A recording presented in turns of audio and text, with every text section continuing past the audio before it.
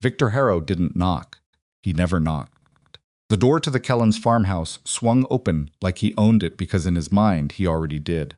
Amos Kellen stood up from his supper table, his wife clutching her youngest child against her chest, and Harrow just walked past them both like they were furniture.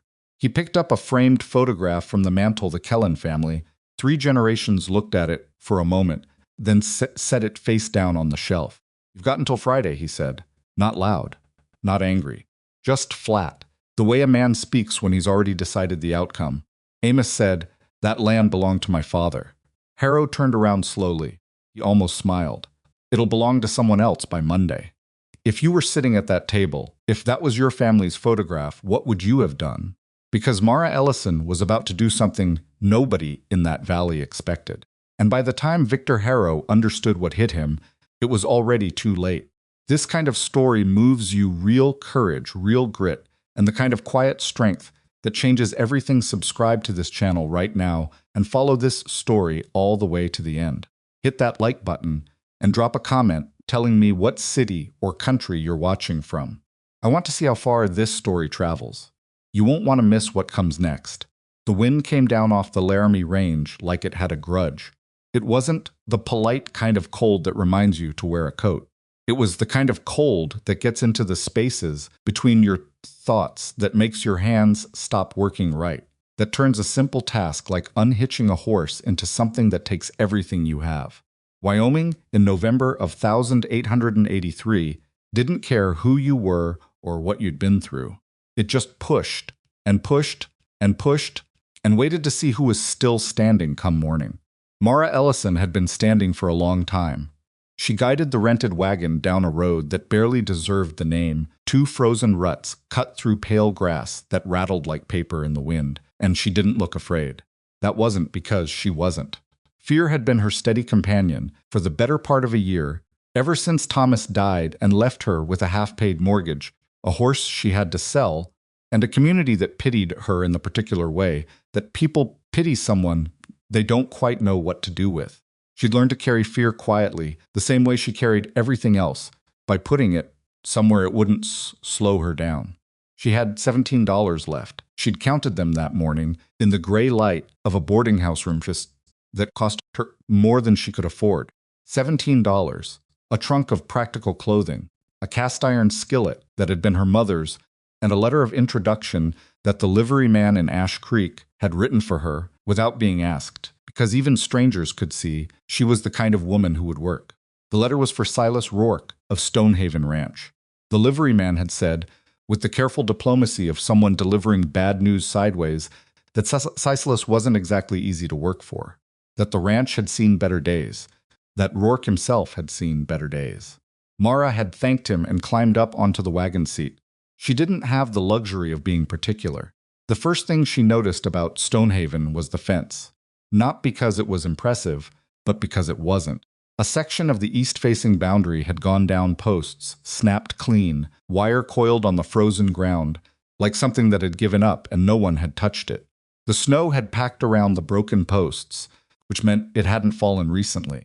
That fence had been lying there for weeks, maybe longer, and no one had thought it worth fixing. She filed that away without judgment. You couldn't judge a drowning man for not swimming clean. The barn came next, and it told the same story. The main door hung on one hinge and had been propped shut with a fence post wedged into the dirt. The roof over the south-facing lean-to had developed a bow that hadn't been braced against. From inside she could hear the horses' shifting stamping. There came the low sound of animals that were warm enough to survive, but not quite comfortable enough to settle. The house was stone and timber, built to last by someone who'd cared. That much was clear. But the care had stopped somewhere along the way. The porch boards had gone soft in 2 spots she could see from the road. The kitchen window had been patched with oilcloth instead of glass. Mara set the uprake and climbed down. She was not a woman who spent a great deal of time grieving the gap between what she expected and what she found. She'd been married to a rancher. She understood that a place could fall apart quietly, over years, without any single catastrophic moment, just a slow accumulation of skipped repairs and postponed decisions, and mornings when a man didn't have enough left in him to care. She knocked on the front door. Nothing. She knocked again, harder. The door opened and Silas Rourke filled it. He was a tall man, genuinely tall, the kind that makes you recalculate the size of a doorframe, with shoulders that had been built by decades of actual work rather than any deliberate effort to appear formidable.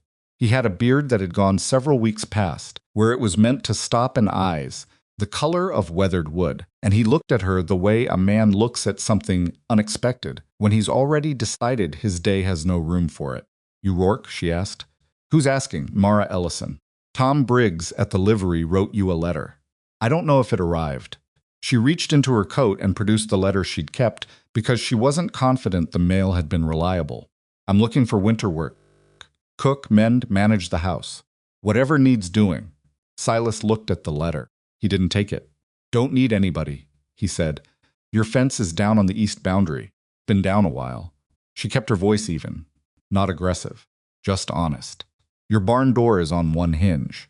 If the wind gets up before somebody braces that south lean-to, you'll lose the roof in a storm. I noticed all of that on the way in about 30 seconds. I'm not saying it to criticize, I'm saying it to tell you what I see." He looked at her for a long moment.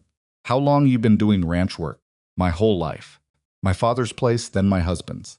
"Where's your husband?" "Dead. Spring of last year." Silas didn't offer condolences. She respected that, actually.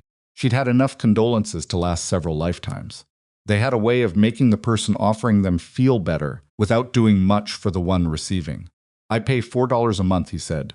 "Room and board. 5. Something moved in his expression. Not quite irritation. Maybe closer to the involuntary respect you feel when you don't particularly want to. 450. "Done," she said. "Where do I put my trunk?"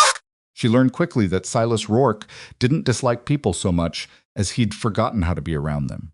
He wasn't cruel. He wasn't even particularly rude, most of the time. He was simply absent, present in the room, but somewhere else entirely, moving through his days with the mechanical focus of a man doing what needs to be done to keep breathing, without ever quite deciding whether he wants to keep breathing. Most of its windows were dark. He ate what she cooked without commenting on it, which she interpreted correctly as neither complaint nor compliment. He answered direct questions with direct answers, and almost never asked any of his own.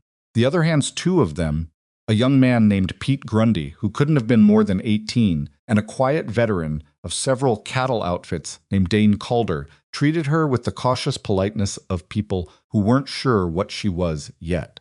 Dane Calder watched her with eyes that didn't miss much. Pete Grundy offered to carry her trunk, and then knocked it against the door frame twice. She set up the kitchen first. It wasn't that cooking was the most urgent problem. The barn actually worried her more, but the kitchen was where she could make an immediate and visible difference. And visible differences matter when you're new somewhere. You need people to see that having you around changes things. That had been true at her father's place and at Thomas's ranch, and it was true here. The pantry had been organized with the logic of a man who put things down and never moved them again. She found 2 sacks of flour she'd been sitting next to each other for so long they'd fused along one edge. She found salt pork that was fine and cornmeal that was also fine, and dried beans and a can of molasses, and enough coffee for maybe 3 weeks if they were careful.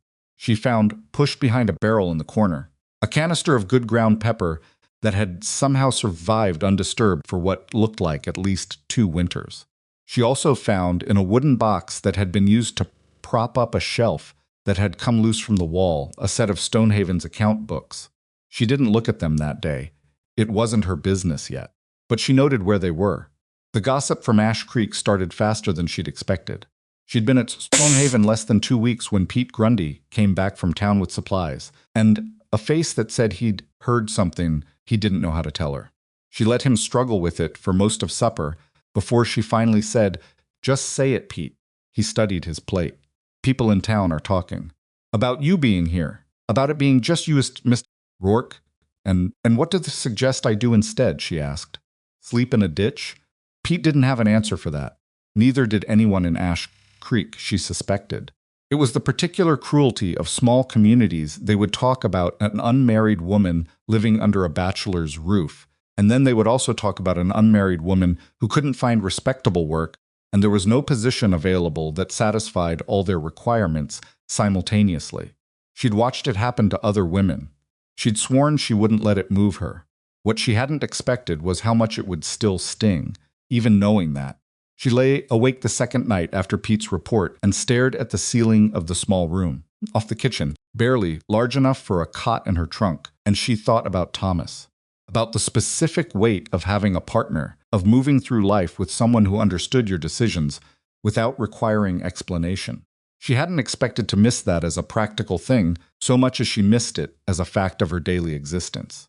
Someone who knew her, someone whose presence said, "I see you." She pushed the feeling down, the way she pushed everything else down, and she was up before first light. There was work to do. It was the account books that changed everything. She'd finally looked at them. Sal hadn't told her to, but he hadn't told her not to, and the shelf they'd been stored on needed to be resecured to the wall, which gave her a reasonable excuse to handle them. She'd expected to find what you found in most ranch accounts: sloppy arithmetic, unpaid invoices, the kind of financial picture that made sense when you understood it, but looked alarming, written down. What she found instead was a hay calculation that made her stop breathing for a moment. Silas had estimated his winter hay requirements based on his herd count from the previous spring, but she'd walked the pastures.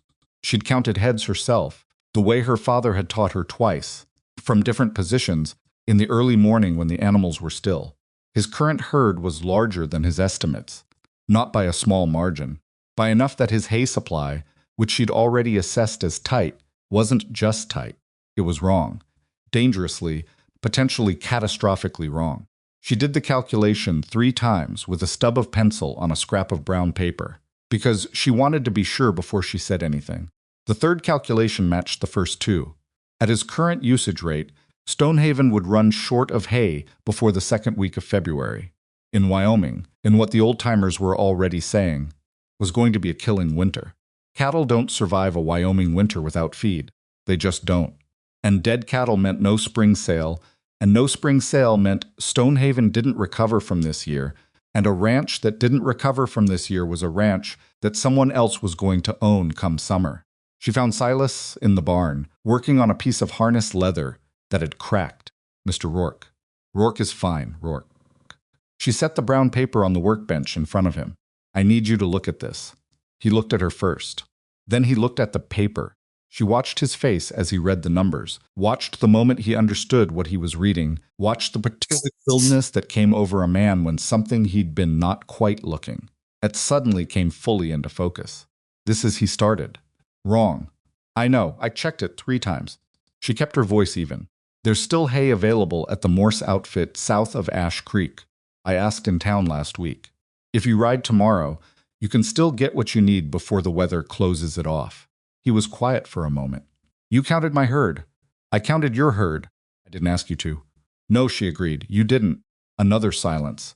He picked up the brown paper and looked at the numbers again, and she could see him doing the arithmetic in his head, not checking her work, she realized, but absorbing the fact that she'd done it, that she'd noticed, that she'd come to him before it was too late rather than after.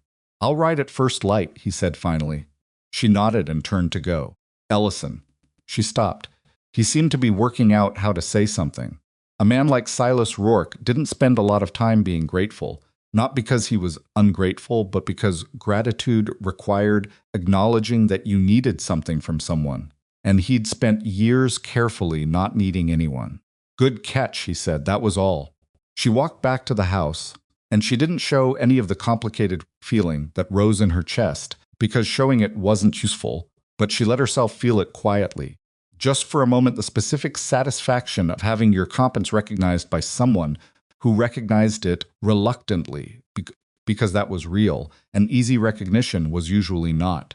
She found out about Victor Harrow the way you found out about most dangerous things in small communities, gradually, in pieces, from different directions, until the picture assembled itself. Pete Grundy mentioned that the Kellen family's east pasture well had gone bad stock sick. The Kellens confused about the cause. Dane Calder said something quietly one evening about the Trent brothers losing a barn to fire a month before, still unresolved. The woman who ran the dry goods store in Ash Creek When Mara went in for thread, mentioned without seeming to mean to that old Wade Mixer had been visited by a lawyer with a land offer, and that the visit hadn't been particularly friendly. Mara started asking careful questions, not accusatory questions, not the kind of questions that made people defensive. She'd learned from her father, who had been the most naturally curious man she'd ever known. Most of the windows were dark, that the best way to learn something from someone who wasn't sure they wanted to tell you was to make them feel like they were explaining something you already mostly understood. People liked helping. They liked feeling like they knew things that mattered. You just had to give them the right opening.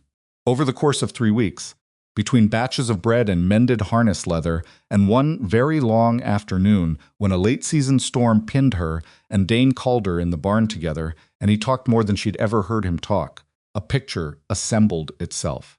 Victor Harrow, land speculator, well-funded, well-connected, and operating with the patience of a man who'd done this before.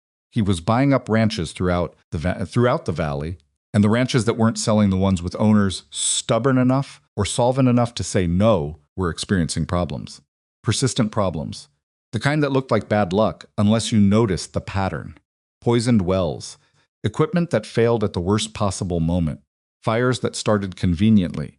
Foreclosure documents that appeared from lawyers she'd never heard of, citing debts that families swore they didn't owe. And crucially, each family believed their trouble was their own. Each one was fighting their particular piece of bad luck alone, without knowing that 3 miles away, or 5, or 8, someone else was fighting the same thing. Mara sat in the kitchen one evening with her hands around a cup of coffee that had gone cold, and she thought about this for a long time. She thought about the Kellens and the Trents and old Wade Mercer and the other names she'd been collecting. She thought about Stonehaven, about Silas, about the fence that had been lying in the snow for weeks because a man had run out of the capacity to care. And she thought, this is how he does it. He doesn't break anyone directly. He just makes sure they're alone and tired and scared, and then he offers them a way out that feels rescue but isn't. She was still sitting there, working it through, when Silas came in from the evening check and found her at the table with the cold cup and the expression he was starting to recognize, the one that meant she'd noticed something. What, he said. She looked up at him. Harrow. Do you know him? Something crossed Silas Rourke's face that she hadn't seen there before. Not quite fear, not quite anger. The particular tightening of a man who recognizes a name he's been trying not to think about. I know of him, Silas said carefully. Has anyone approached you? Once. Last summer. I said no. She wrapped her hands around the cold cup. I think you need to hear what I've been putting together, she said. Sit down. He sat.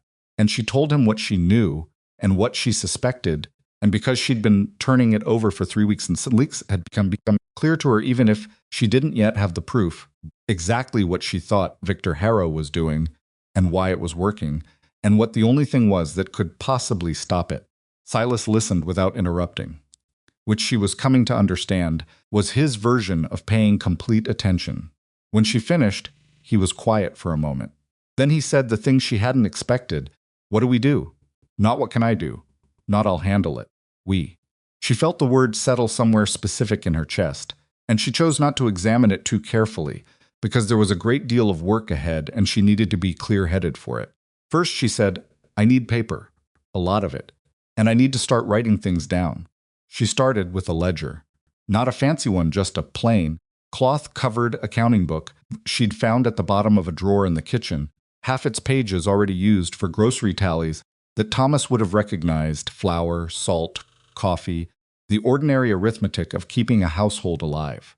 She turned to the back half, the clean pages, and she drew a line down the center of the first one. On the left side, she wrote date and location. On the right side, she wrote what happened. Silas watched her do this from across the table. You think writing it down is going to stop him? Writing it down is the first step, she said, without looking up. You can't see a pattern if you haven't recorded the pieces. And if you can't see the pattern, you can't prove it exists. And if you can't prove it exists, he keeps doing it. He keeps doing it, she agreed. She didn't tell him the other reason she wrote things down. That it was the one thing she could do right now that felt like moving forward instead of just enduring.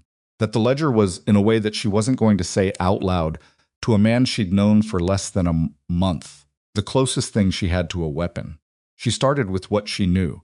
The Trent brothers' barn fire, approximate date from what Dane had told her, location, and the detail that stuck with her. The fire had started in a spot where the hay was stored separately from the main structure, which was backwards from how accidental barn fires typically went. She wrote that down too, not as accusation, as observation. Kellen well.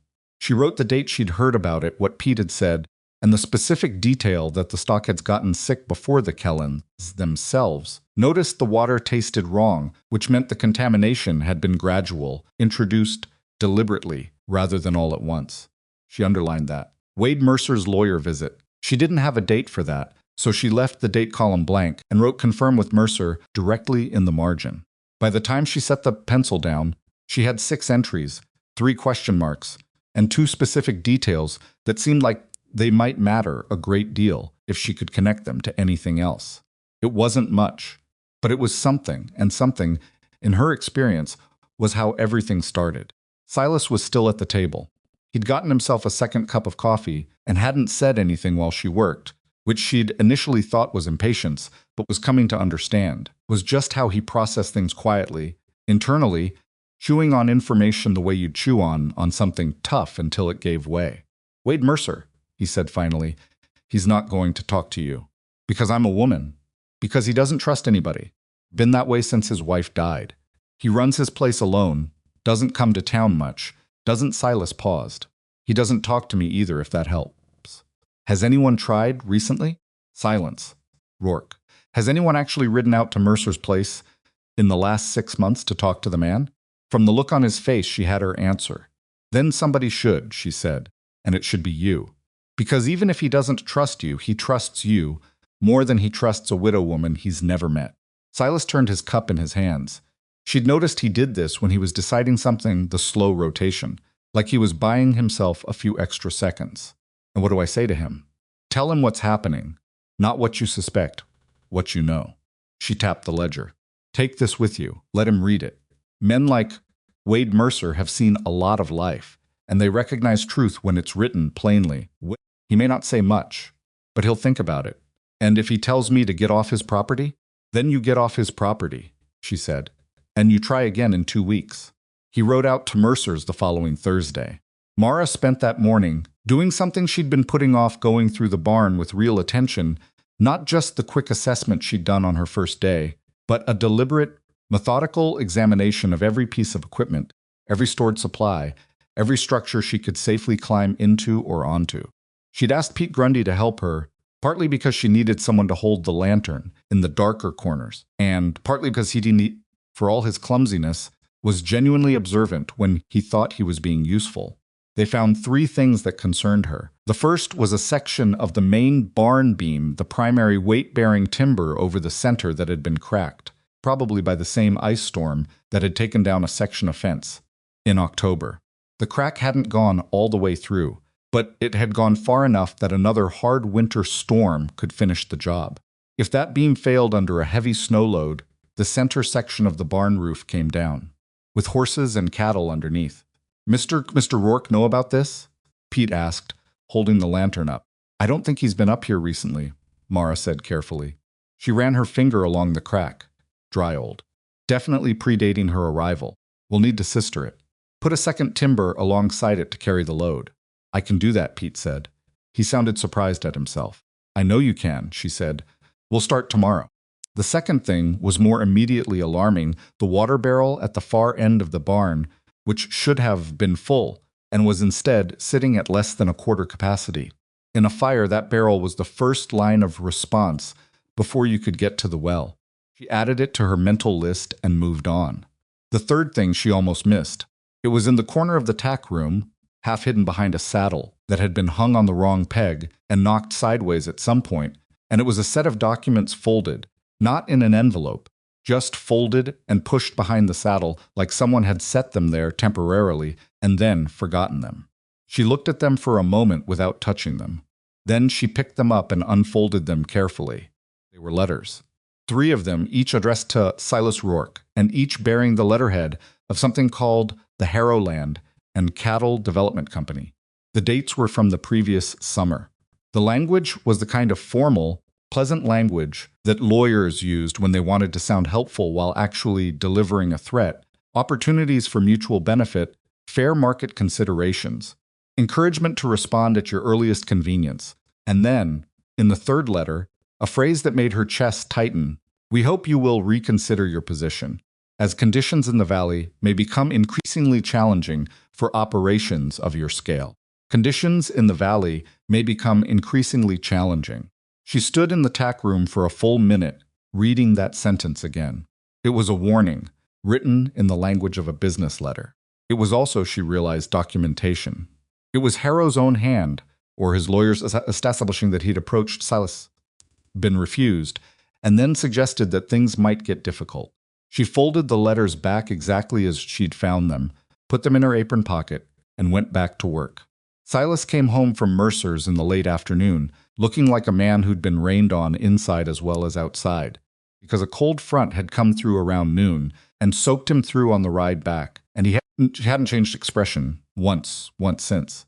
"Go," Mara asked. "He didn't tell me to leave," Silas said. He hung up his coat and stood near the stove to get warm, and she could see him deciding how much to say. He read the ledger, took a long time, didn't say anything while he was reading. And after? He said he'd lost 2 calves to something that got into the water trough in October. He'd figured it was natural. He wasn't sure anymore. Silas looked at his hands. He's a proud man. It's hard for him to say he might have been fooled.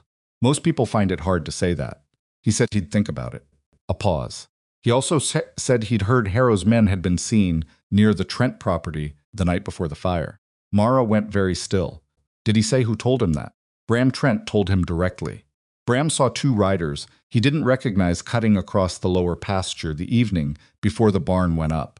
He didn't think windows were dark, didn't think anything of it at the time, didn't put it together until later, and by then he thought it was too late to do anything about it. Not too late, Mara said. It's evidence. Bram Trent is a witness, whether he realizes it or not. She produced the 3 letters from Harrow and set them on the table. Silas looked at them, then at her. "Tack room," she said. "Behind the big saddle on the wrong peg." He picked up the first letter and read it slowly. She watched his jaw tighten when he got to the third one. "Conditions may become increasingly challenging," he said quietly, reading it aloud. His voice was flat, in the particular way of a man controlling something he'd rather not control. "That letter is dated July," she said. "The Trent fire was August. Kellen's well went bad in September. Mercer's calves died in October."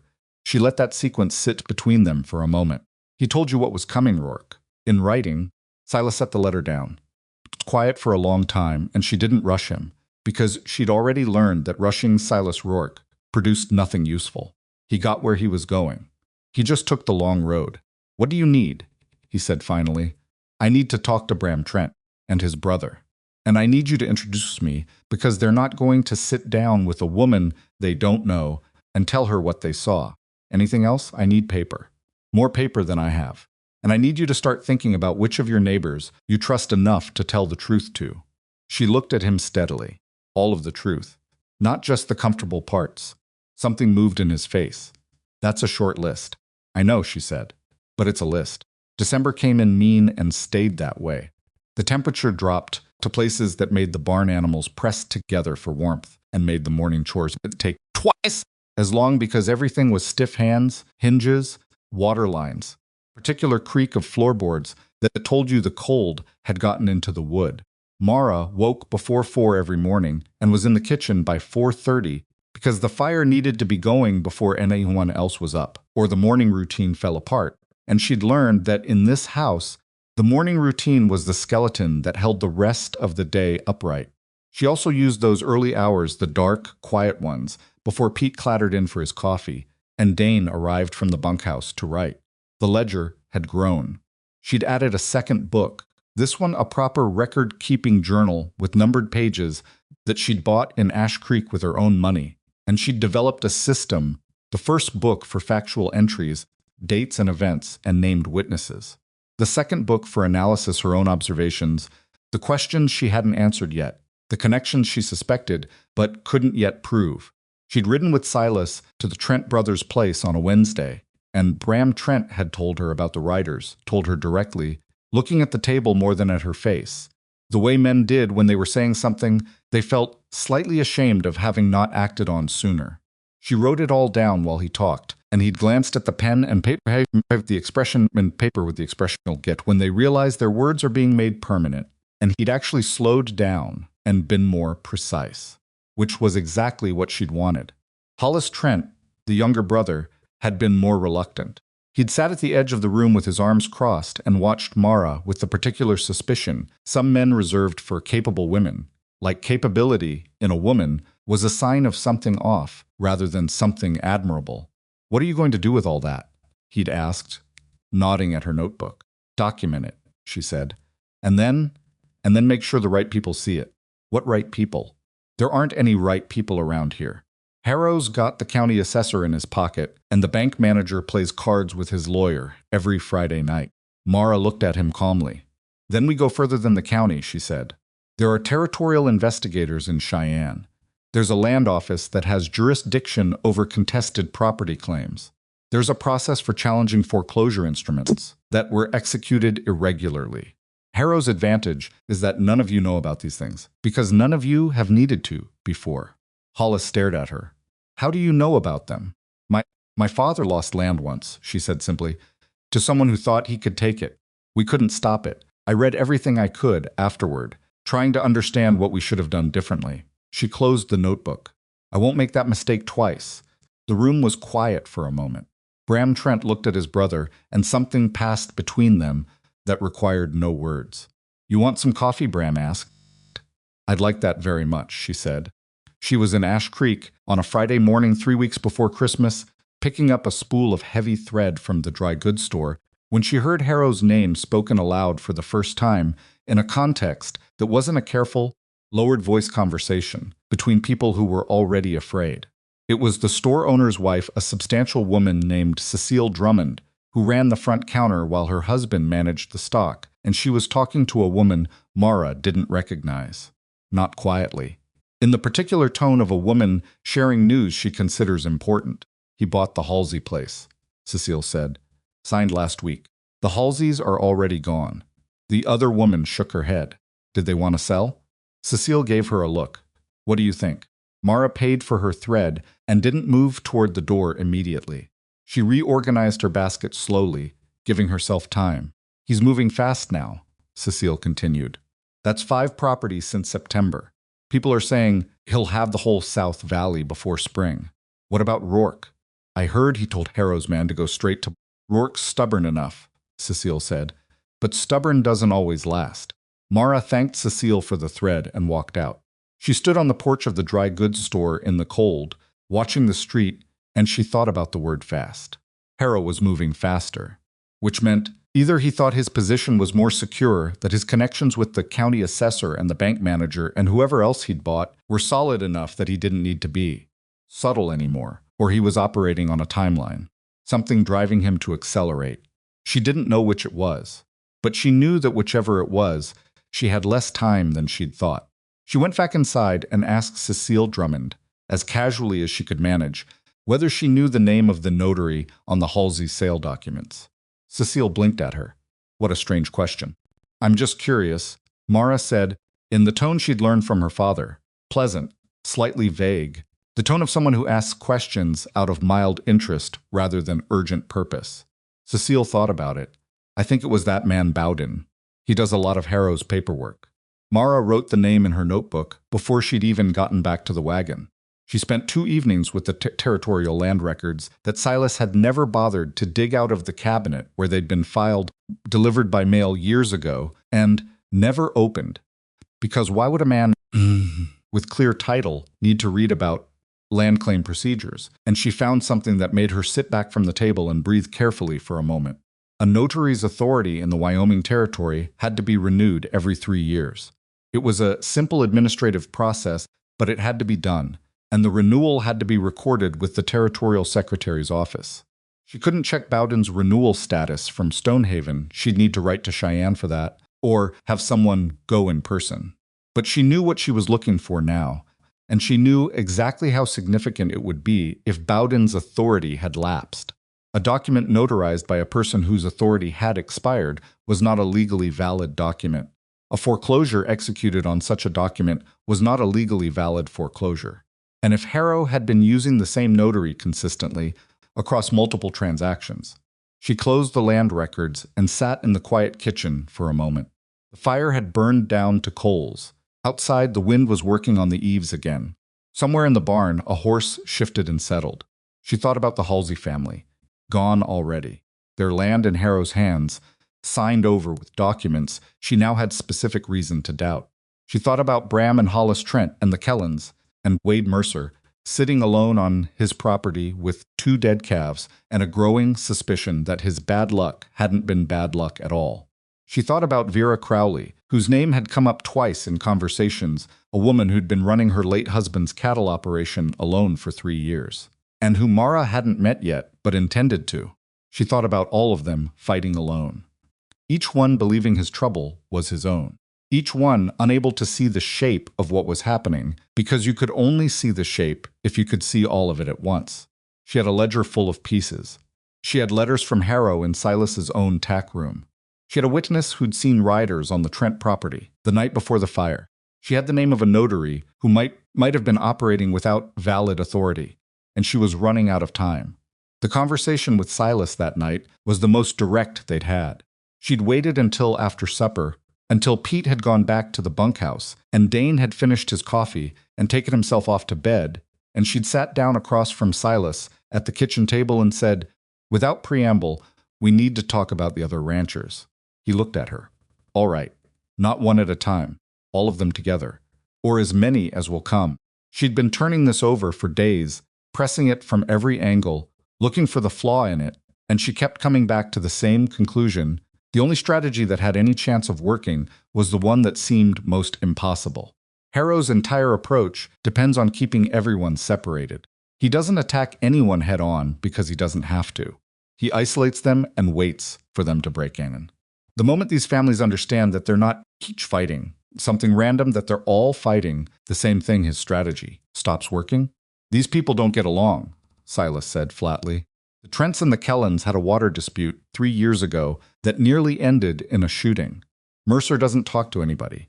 Vera, Crowley, and the family north of her." "I know," she said. "I'm not asking them to like each other. I'm asking them to survive together. Those are different things."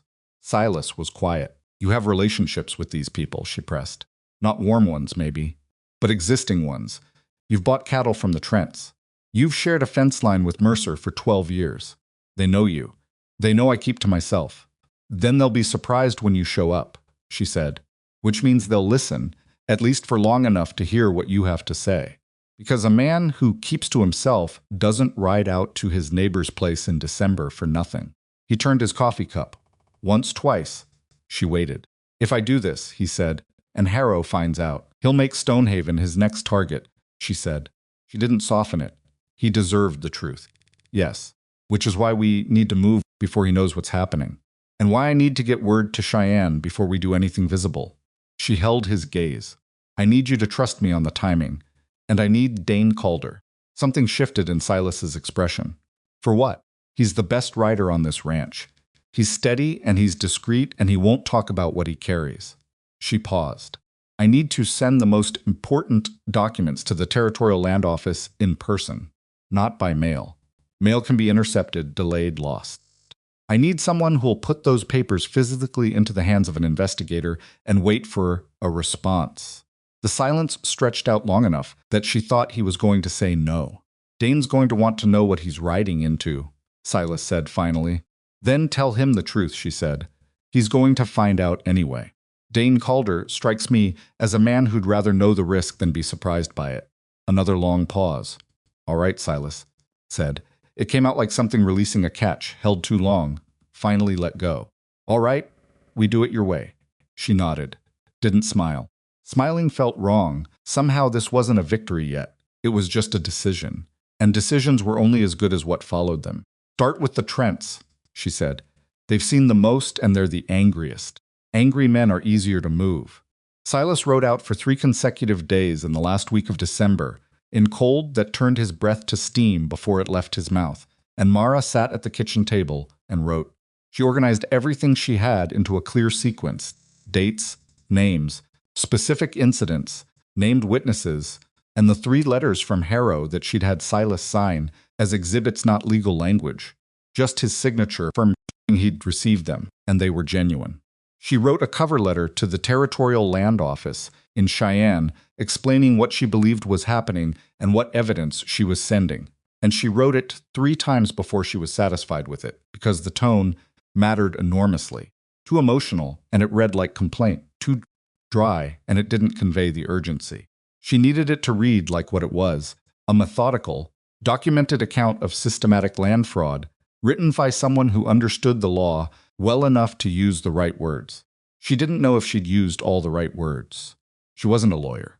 She was a rancher's widow who had read everything she'd get her hands on for 37 years, because reading was the one form of education that didn't require money. She sealed the package and handed it to Dane Calder on a gray Thursday morning. He weighed it in his hands and looked at her with eyes that didn't ask for reassurance, which she appreciated. "You understand what I need you to do," she said. "Ride to Cheyenne. Put this in the hands of a territorial investigator personally. Don't give it to a clerk. Wait for written confirmation that it's been received and that someone with authority has read it." He paused. "And don't tell anyone in Ash Creek where I'm going." "That's right. How long do I have?" She thought about the word fast. About Harrow accelerating. About the Halsey family already gone. "Come back as quickly as you safely can," she said. "The roads are bad, and I don't want you pushing a horse past what's safe in this cold. Don't linger." Dane nodded once, tucked the package inside his coat, and rode out. She watched him go from the kitchen window, and she thought about all the things that could go wrong between now and spring. And there were many of them, and she was not foolish enough to pretend otherwise. And then she turned back to the table and picked up her pen and kept writing, because that was what she could do, and what you could do was what you had. Silas came back from the Mercer place on New Year's Eve, looking like he'd been hit by something, not physically. He walked through the door unharmed, coat dusted with snow, and he sat down at the table without taking off his boots, which he never did, and Mara set a cup of coffee in front of him and waited. "Mercer's in," he said. And he told me something." Silas wrapped his hands around the cup. His voice had gone very flat, the way it did when he was carrying something heavy. "Harrow's been talking to someone at the Territorial Bank. There's a consolidated loan coming 3 of the remaining ranches in the South Valley, already packaged together. If those loans get called simultaneously, all 3 outfits go under at the same time." He looked up at her. "It's not just property acquisition anymore. He's figured out how to use the banks." Mara sat down. "When?" she asked. "Mercer thinks spring. March or April, before the cattle sales that would let anyone pay back what they owe." He set the cup down. "He's been patient for 2 years, Mara. 2 years of individual moves, individual pressure. Now he's positioning for one big push." The use of her first name registered somewhere, quietly, the way these things registered when you were trying to concentrate on something else. He'd never used it before. "Then we have less time than I thought," she said. "Dane needs to come back with something useful." "I know. And the ranchers need to stop thinking of themselves as separate outfits." "I know that too." She picked up her pen. Her hand was steady. "Which is why you're going to ride to Vera Crowley's tomorrow and convince her to host a meeting. Her property is the most central, and a woman hosting puts a different face on it than any of the men doing it." Silas looked at her. "You want Vera Crowley to host a gathering of ranchers who don't like each other in January in Wyoming. I want Vera Crowley to open her door to her neighbors who are all about to lose their land," she said. "I think she'll understand the distinction." He was quiet for a moment. Then he did something she hadn't seen before. He almost smiled. It wasn't quite a smile. It was the expression adjacent to one, the slight movement at the corner of his mouth that in another man, in a warmer set of circumstances, would have become one. "You're not going to stop," he said. Not an accusation. More like something he was confirming for himself. "No," she said, "I'm not." He picked up his coffee. Outside, the last night of December pressed against the window, dark and cold and indifferent to all of it. "All right," he said. "Vera Crowley." And Mara wrote his name at the top of a new page and kept going. Vera Crowley's place was 14 miles southeast of Stonehaven, and Silas came back from it the following afternoon with snow in his beard and an expression that Mara had learned to read as cautiously optimistic, which on Silas Rourke's face looked nearly identical to his regular expression, except for a very slight loosening around the eyes. She said yes, he told her, before she could ask. When? 2 weeks. She wanted time to prepare. He hung up his coat. She also said, and I'm quoting her directly, that it was about time someone did something besides complain into their coffee. Mara felt something unclench in her chest that she hadn't realized was clenched. Good. That's good. She turned back to the stove. What's she like? Vera? He thought about it with the particular care he brought to questions that required him to actually describe something. Practical. Doesn't waste words. Lost her husband 4 years ago and ran the operation herself since. I think she's been waiting for something like this. The best people usually are, Mara said, waiting for someone to name the thing they already know. He sat down at the table, and she brought him a plate of the stew she'd been keeping warm. And, for a few minutes, neither of them said anything. The quiet between them had changed over the past weeks. In the beginning, it had been the quiet of two strangers who didn't yet have enough to say to each other. Now it was different, fuller, somehow the way silence feels when there's actually something in it. Dane should be in Cheyenne by now, Silas said, if the roads held. She sat across from him. We can't count on hearing back quickly. The territorial office moves at its own speed. And if they don't move fast enough, then we do what we can with what we have, she said. The meeting at Vera's is the immediate priority. Getting these people in the same room, showing them the complete picture, that's what matters right now. Silas ate in silence for a moment. Then he said, You know Harrow's going to hear about it. Probably. Even if everyone keeps quiet, these things get out. Someone talks to someone in town.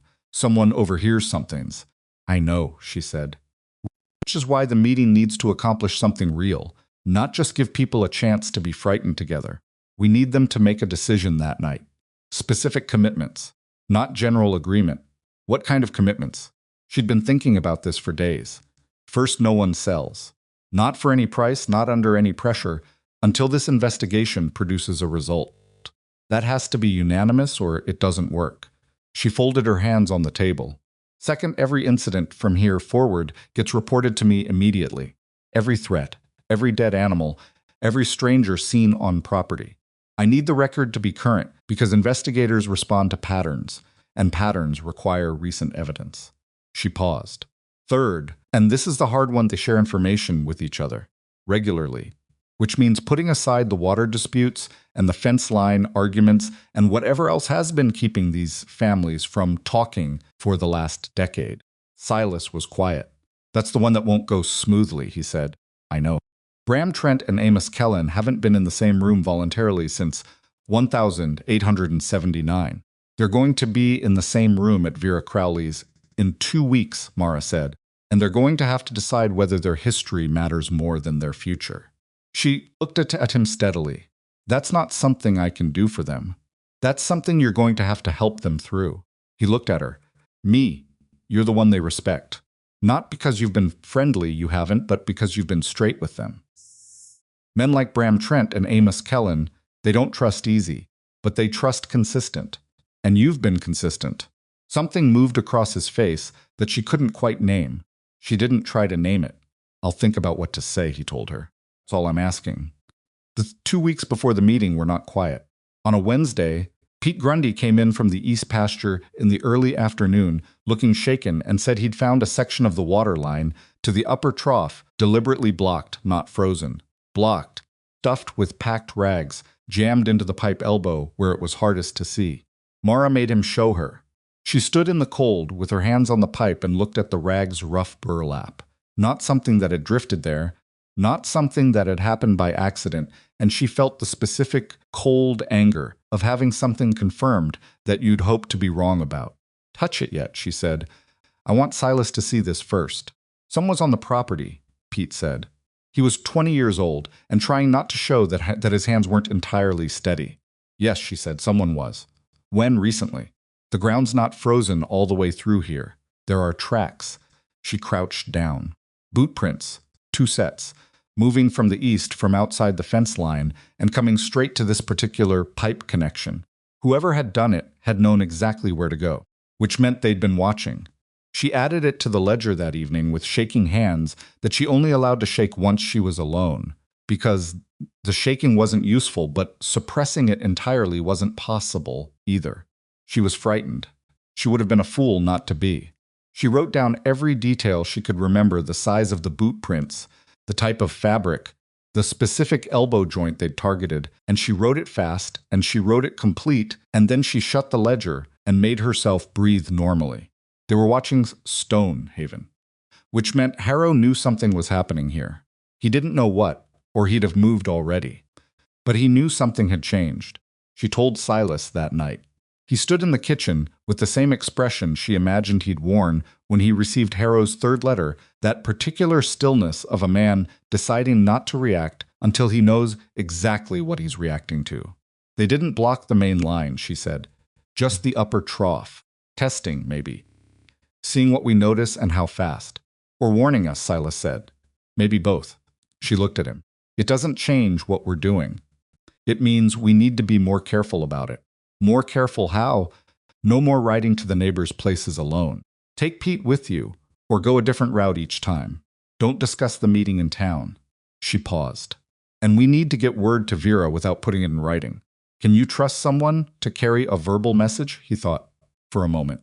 Dane's brother works the Crowley place. Good man. Tell him in person. Tomorrow if you can. Silas nodded. Then he said unexpectedly, Are you scared? She looked at him for a moment. She'd expected a lot of things from Silas Rourke over the past months, and honesty was among them. He was always honest. But direct emotional inquiry was new enough that she didn't have an immediate answer ready. Yes, she said finally, but being scared doesn't mean I'm going to stop. He held her gaze for a moment. I know, he said. I just wanted to know if you'd say it. She wasn't sure what to do with that.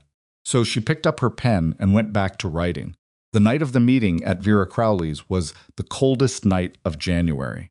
There were 11 people in Vera's main room. When Silas and Mara arrived, she'd insisted on coming, and he'd stopped arguing about it somewhere around the second week, and the temperature outside had dropped past anything that felt like weather and into something that felt like punishment.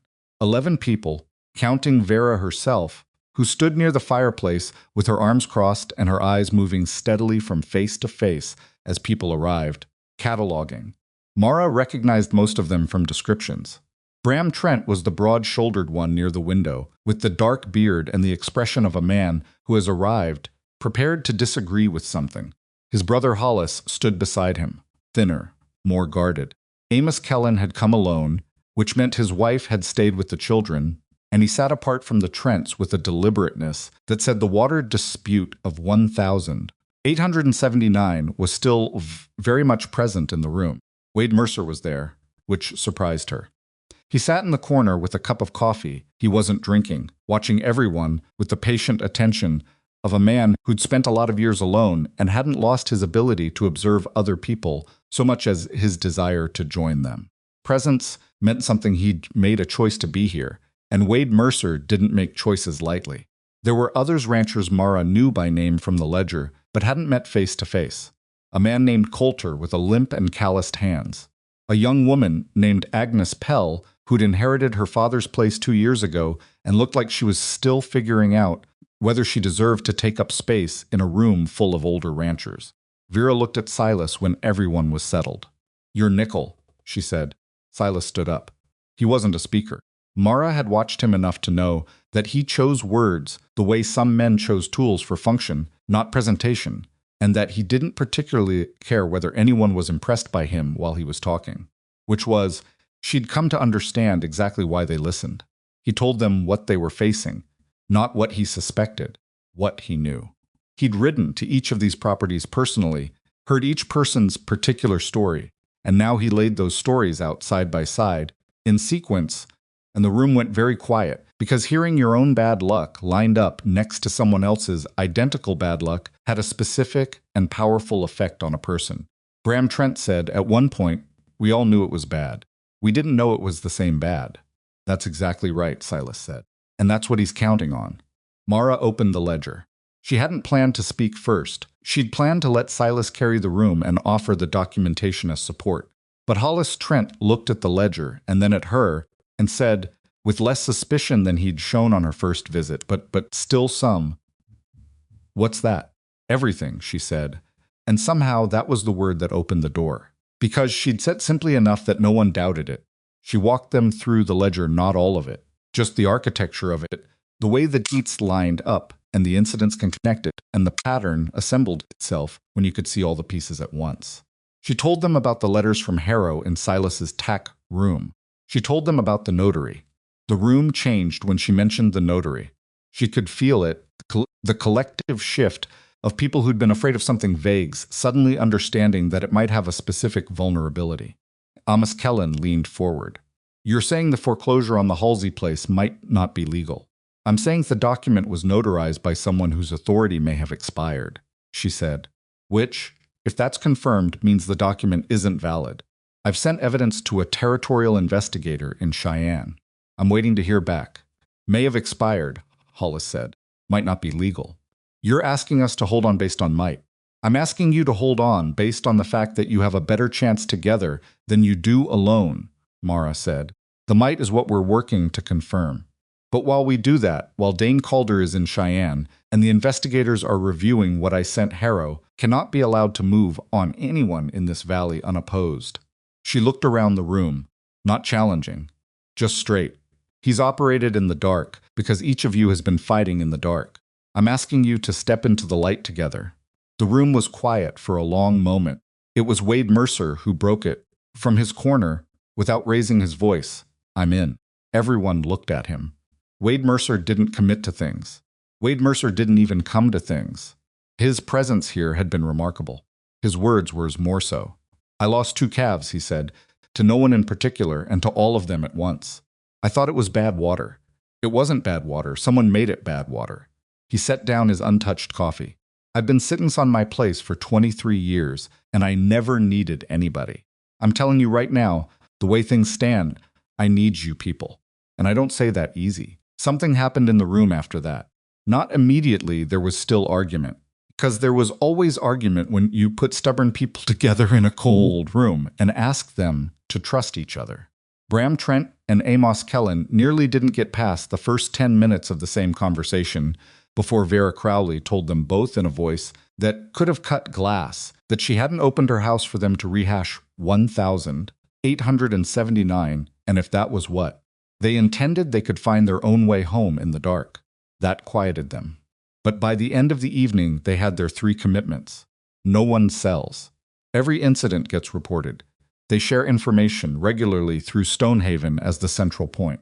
Agnes Pell, who had barely spoken all evening, raised her hand before they broke up, actually raised her hand, like a schoolchild, and seemed briefly embarrassed by it before deciding to go ahead. "If Harrow comes to my property," she said, "do I just wait? Do I send someone to Stonehaven and just wait?" Mara looked at her. "You send someone to Stonehaven," she said, "and we all come." The girl nodded. She didn't look entirely reassured, but she looked less alone than she had when she'd walked in. That would have to be enough for now. Dane Calder came back on a Thursday in late January, 16 days after he'd left, and he came back with 2 things: a written receipt from the Territorial Land Office in Cheyenne, acknowledging receipt of the documentation, and a name. Investigator Raymond Aldis, assigned to territorial land fraud claims. Dane had put the package directly into Aldis's hands, waited while the man read the cover letter, and been told, not hinted, told that what he was looking at was consistent with a pattern the Territorial Office had been trying to document for 2 years, across 3 separate counties. Harrow had done this before. Mara sat with that information for a moment when Dane laid it out at the kitchen table, Silas on one side of her and Dane on the other, and she felt something she was careful not to let become overconfidence. It was good news. It was very good news. It meant they weren't starting from nothing with the investigators. It meant there was prior context. It meant Raymond Aldis had a reason to move quickly. But it also meant Harrow was more experienced at this than she'd understood, which meant he was better at covering his tracks. And it meant whatever was coming, he'd likely prepared for resistance. "Did Aldis say when he'd act?" she asked. "He said he needed to coordinate with the Territorial Attorney's Office," Dane said. "He used the word weeks, not months. Weeks. Did he seem—" She searched for the right question. Did he seem like a man who was going to do something? Or like a man who was going to file something? Dane understood the distinction immediately. He was already pulling files when I left, he said. Other cases, other counties. He was connecting things. She let out a slow breath. All right then. She added Aldis's name and the date to the ledger and wrote the word weeks next to it and underlined it twice. February came in on the back of the worst storm of the winter, 3 days of wind and snow that kept everyone close to shelter and made the daily chores an endurance test. Mara had the hay situation in hand barely. Silas had made his purchase before the worst of the winter, following her calculation, and they were rationing carefully, and if the spring came within normal range, they would make it through. The word, if, was doing a lot of work in that sentence, but it had been doing a lot of work in everything since November, so she was used to carrying it. Storms was still resolving the third morning, when Pete came in from the barn with a look on his face that she recognized immediately. What happened, she said. Not a question. Kellen sent a rider, Pete said. He got a visit yesterday. 2 men. They had papers said there was a lien on his property from a debt he doesn't remember incurring. They want him to sign an acknowledgement. He didn't sign. He said he didn't. He told them to come back in a week. Pete's jaw was tight. He's scared, Mrs. Ellison. He's got his wife and kids there, and he's scared. Silas was already pulling on his coat. I'll go, he said. Take the Trent brothers with you, Mara says immediately. Don't go alone. If those men are still in the area, I want numbers. That'll take an extra hour, I know. Take them anyway. Silas looked at her for a moment, and she could see him weighing the hour against the Princess, and something in her expression must have been persuasive, because he nodded. She spent that hour at the table, not writing this time. The writing was as complete as it could be until new information came in, but thinking. Thinking about the lien on Kellen's property, about the name of whatever lawyer had presented the papers, about the pattern of Harrow moving to legal instruments now rather than the physical intimidation of the earlier months. He was escalating, moving faster, using more official-seeming mechanisms, and he was targeting Kellen deliberately.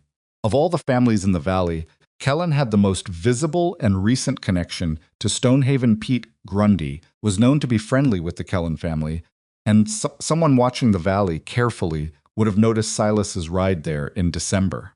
She was pulling the Kellens in. Her investigation, her alliance, was putting them in more danger than they'd have been in otherwise. That thought sat in her chest like a stone, and she examined it honestly, the way her father had taught her to examine uncomfortable thoughts, not to dismiss them, not to wallow in them, but to understand exactly what they were so you could decide what to do with them. She hadn't created Harrow's campaign.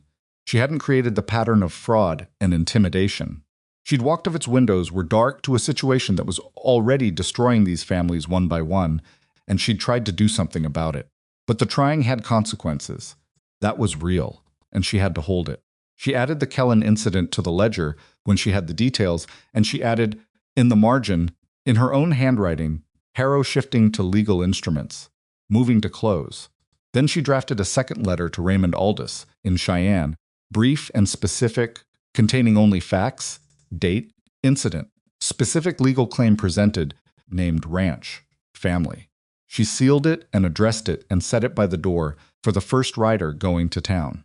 Silas came back from the Kellens with Bram Trent riding beside him, and the look on Bram's face was the look of a man who has added something to his anger and is not sure it has made it better or worse. The lawyer's name is Prentice, Silas said, before he'd even taken off his coat. I've heard that name before.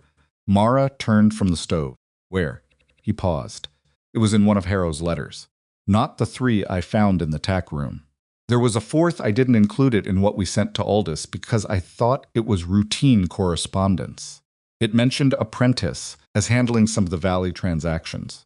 She set down the ladle she was holding. You have that letter? It's in the cabinet in my office. Get it, she said. Right now.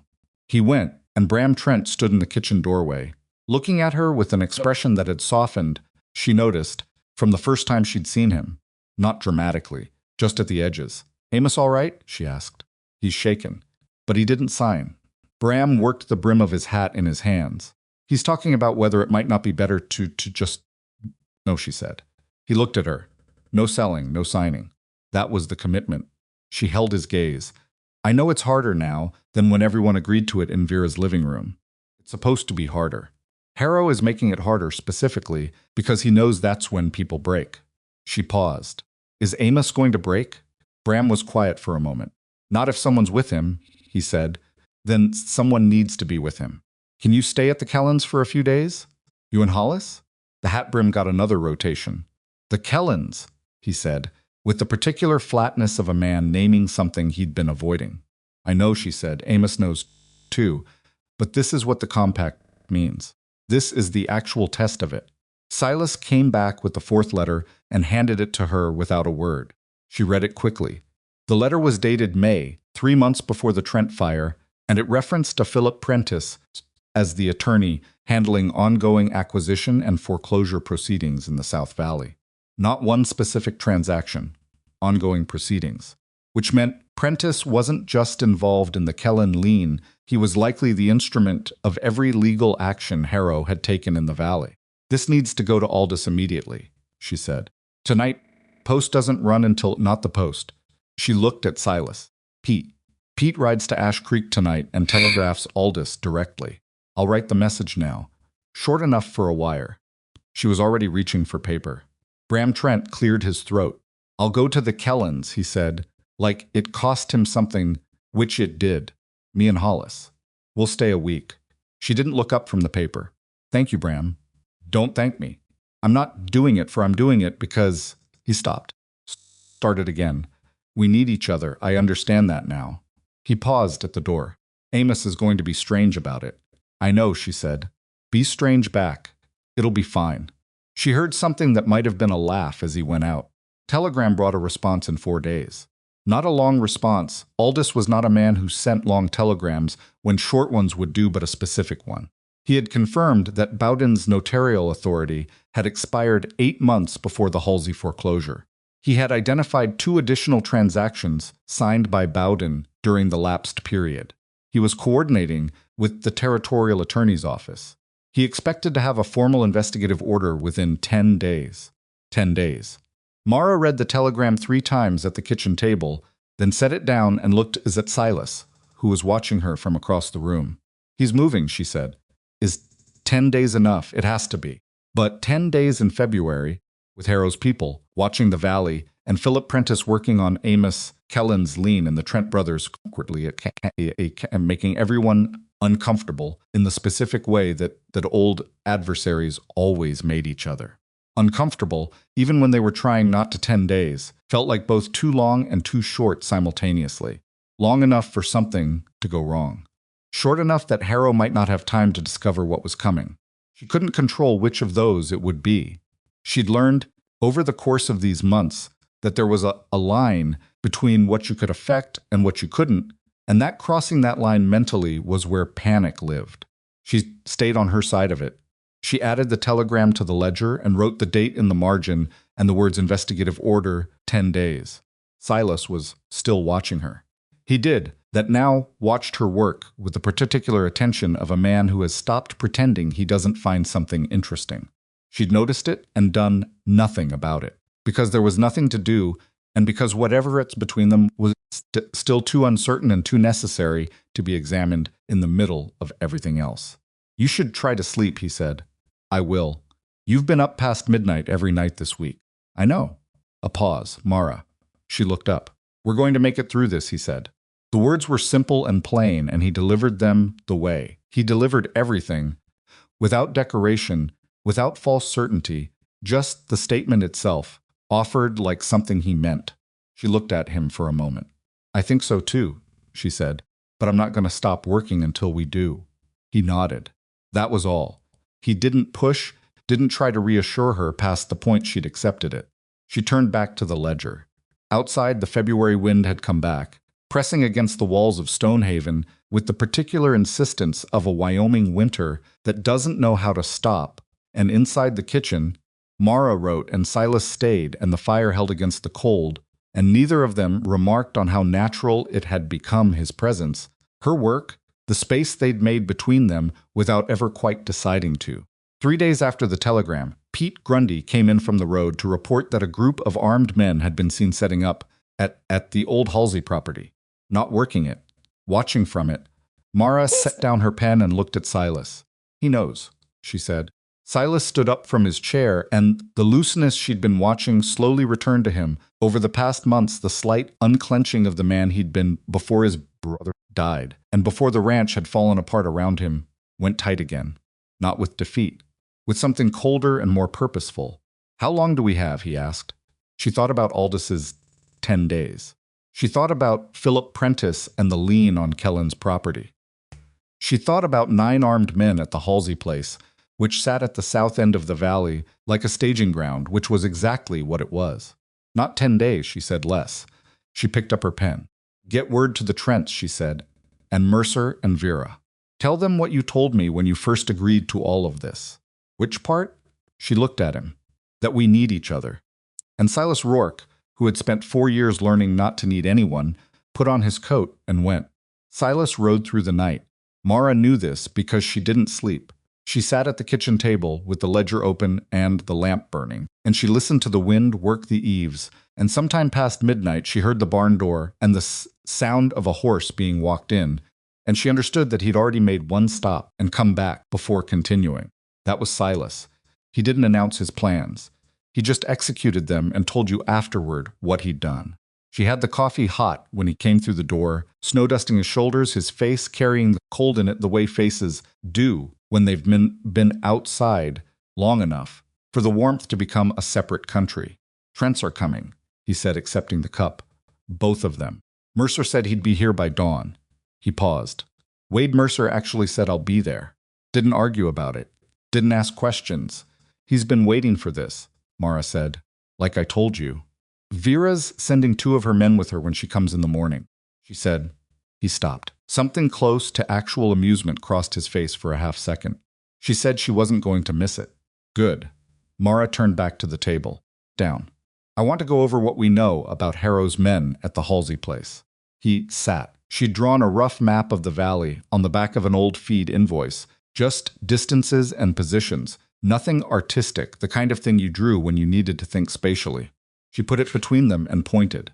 If he's staging at Halsey's, he comes up the South Road. That's the most direct route to Stonehaven and the most traveled. He'll bring wagons he needs to look official, not like raiders. She moved her finger. Trent brothers are here. The Kellens here. Mercer's here. If everyone positions by mid-morning, Harrow arrives and finds the yard occupied before he can set the terms. Silas studied the map. He'll have armed men.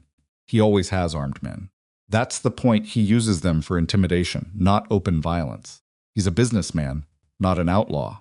The moment his hired guns fire on a yard full of armed ranchers, he's not a land speculator anymore. He's a criminal. She looked at Silas. He won't shoot, but he'll try to make everyone think he might. Some of these people have never been in a standoff. Some of them have been losing their livelihoods for 2 years, she said. That's its own kind of preparation. Silas was quiet for a moment, turning his cup. Then, what do you need to do tonight? Finish the second copy. She gestured to the stack of pages beside the ledger, a complete duplicate of every document she'd compiled, every piece of evidence, every name.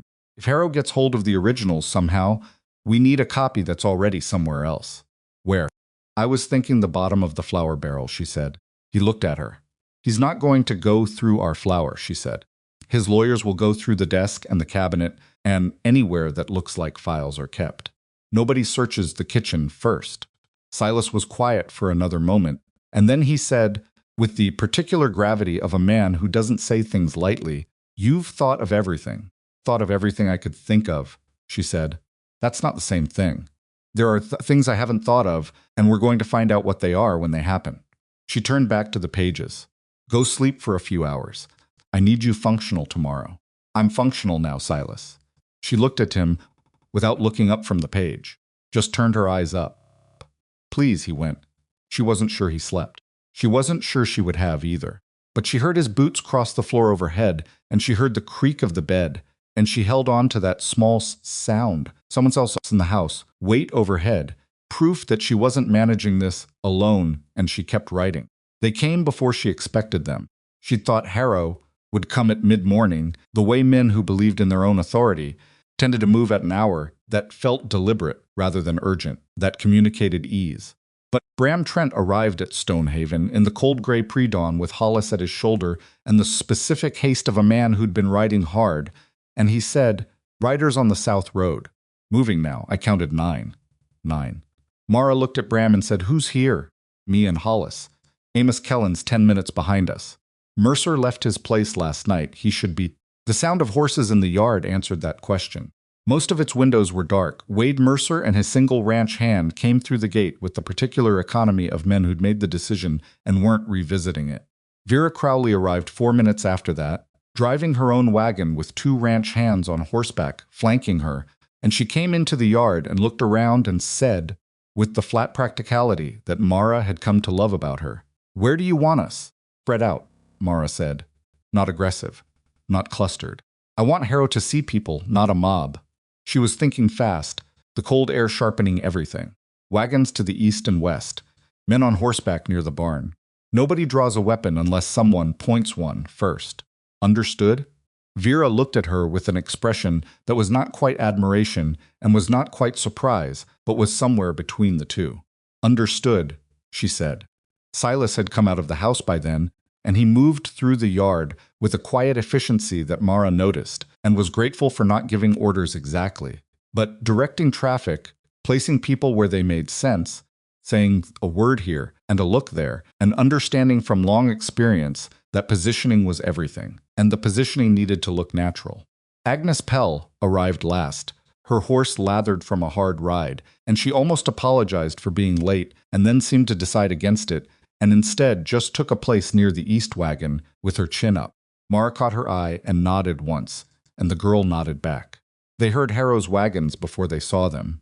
The creak of heavy wheels on frozen road, the sound of multiple horses, and then the group came around the south bend and into sight of Stonehaven's gate, and Mara watched from the porch as the man in the lead.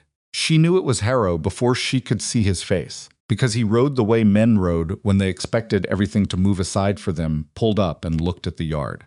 He looked for a long moment. She watched his face change, watched the expectation adjust. He'd prepared for one man and a woman he'd probably not prepared for at all. Instead, he was looking at horses and wagons and faces he recognized as neighbors he'd been systematically working to isolate for 2 years, and they were all looking back at him from Silas Rourke's yard. Victor Harrow was not an unintelligent man. That was the thing about him. His intelligence was not in question, which was exactly what made him dangerous, and exactly why the intelligence arrayed against him had needed to be specific and patient and better documented than anything he could dismiss. He was perhaps 50, with the kind of face that had probably been conventionally handsome once, and had hardened into something more like a mask.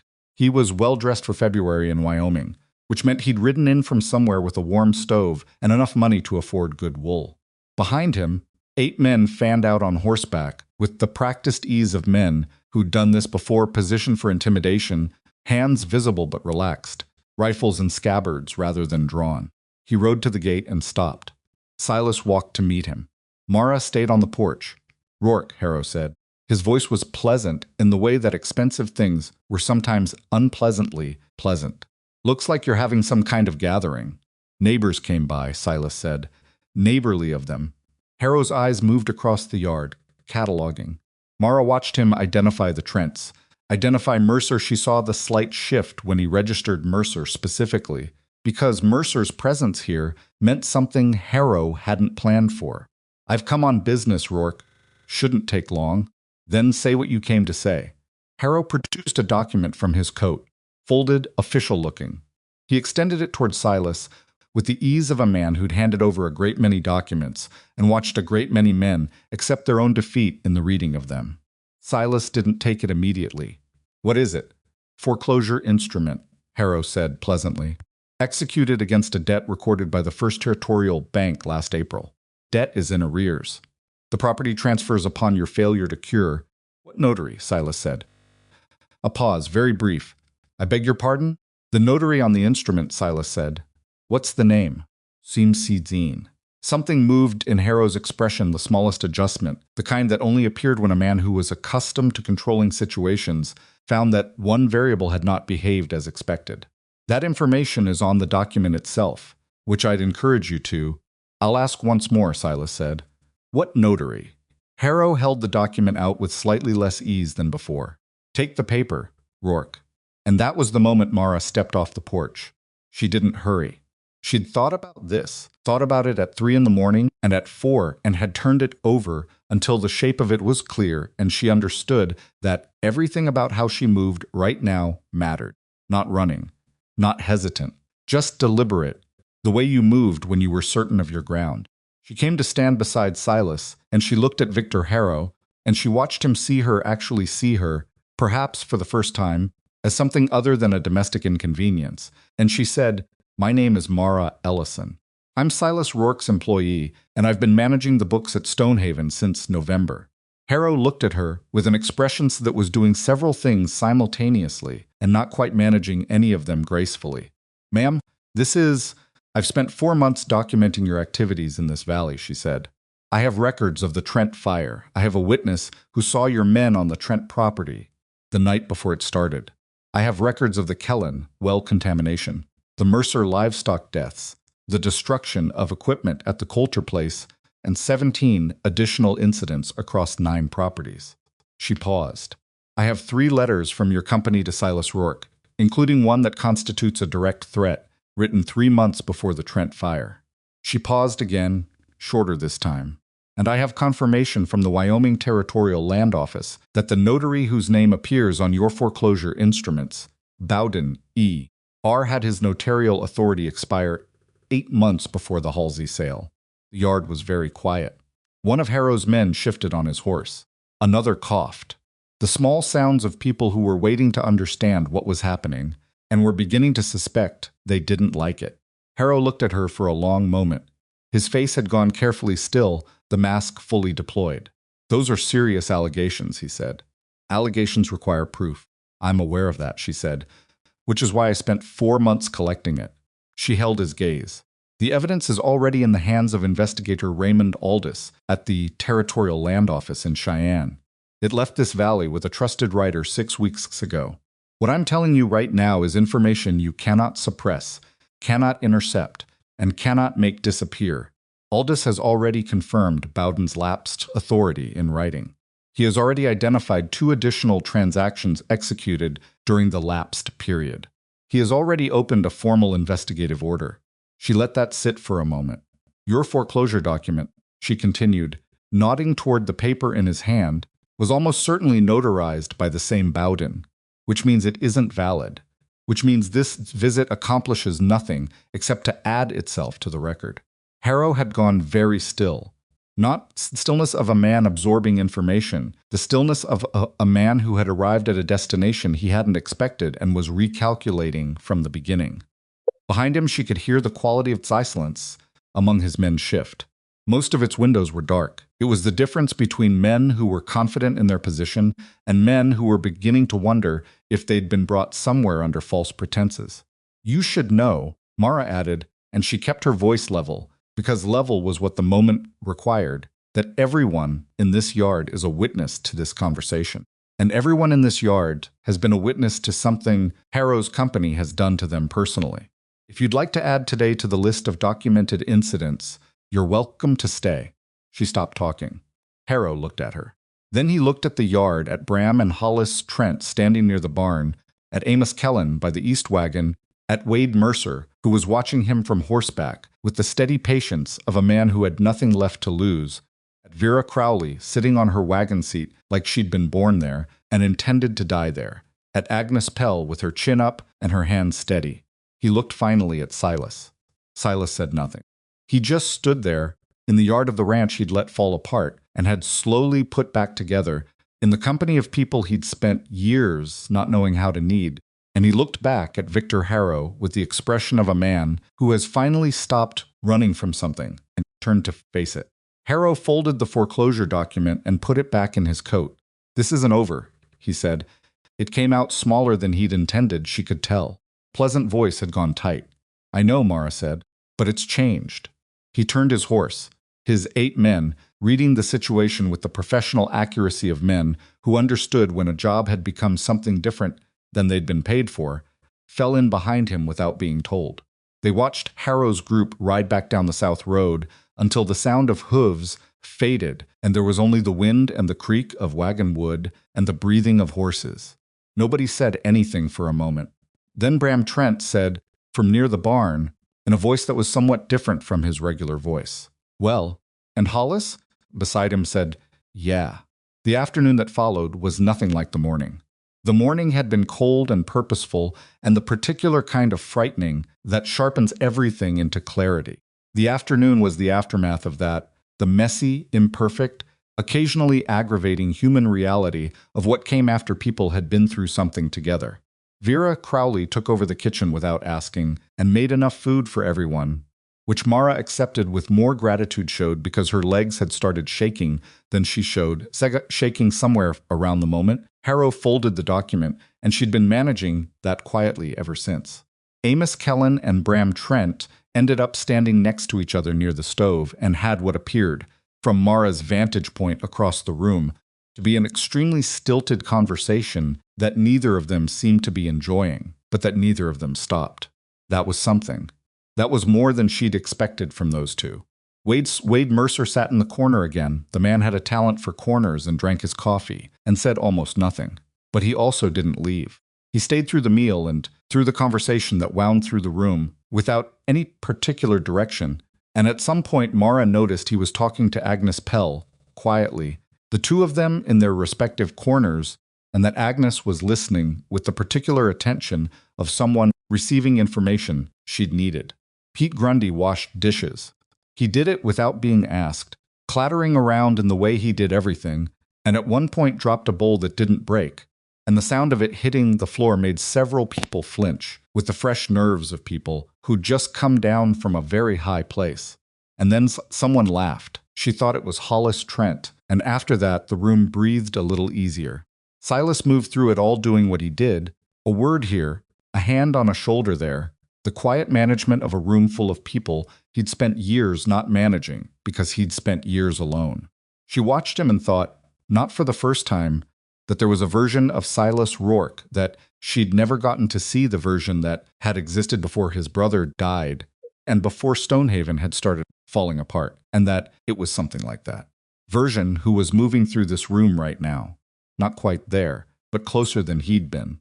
He caught her watching at one point, and she looked away first, and she felt the color come into her face, which was irritating, and she busied herself with adding the morning's events to the ledger in as much detail as she could reconstruct.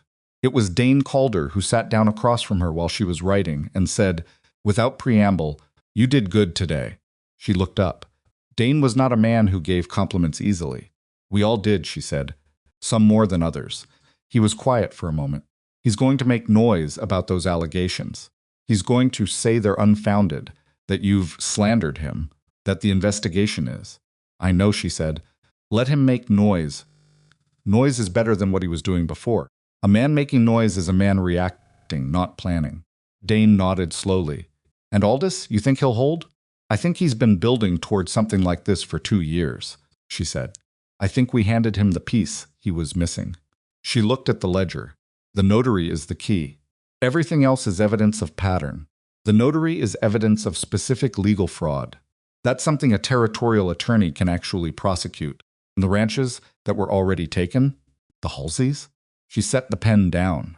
"That's harder. Illegal foreclosures can be challenged, but it takes time and it takes the families being willing to fight." She paused. "I've been thinking about that. About what we do for the families who are already gone. And one thing at a time," she said. "Today first." He accepted that with a nod and went back to whatever he'd been doing, and Mara picked up the pen and kept writing. 3 days after the confrontation, a rider came from Ash Creek with a telegraph message from Cheyenne. Aldous had moved. A formal investigation had been opened into the land acquisition activities of the Harrowland and Cattle Development Company across 3 Wyoming counties. Philip Prentice had been served notice of proceedings. 2 county officials, including the county assessor, whose name had come up in Mara's conversations months ago, had been suspended pending review of their conduct in land transactions. And, crucially, a hold had been placed on all pending foreclosure instruments bearing Bowden's notary seal, pending verification of their legal validity. Silas read the telegram twice. Then he set it on the table and sat with it for a moment. He sat with most significant information quietly, turning it over. It's not done, Mara said. She needed to say it because she'd seen what happened to people when they let relief come too early. This is the beginning of a legal process. These things take months. Harrow has lawyers and money, and he will fight this. I know, Silas said. The ranchers need to stay committed. If anyone sells during the investigation period, I'll ride to each of them personally, he said. Every week if I have to. She looked at him. That's a lot of riding. I know how to ride. He picked up the telegram again. Then he said, without quite looking at her, what you did in that yard, when you stepped off the porch. I've been trying to started differently. I've been trying to think of the right way to say that I've never seen anything like that. She was quiet for a moment. I was terrified, she said. I know. I could see your hands. She'd thought she'd managed that. Then, because you kept talking anyway. He looked at her now, terrified and still talking, still thinking, still knowing exactly what to say and when to stop. A pause. I've known a lot of people who were brave when they weren't scared. What you did is different. She didn't have a response to that she trusted, so she said that the things that was simply true, I didn't want to lose this place.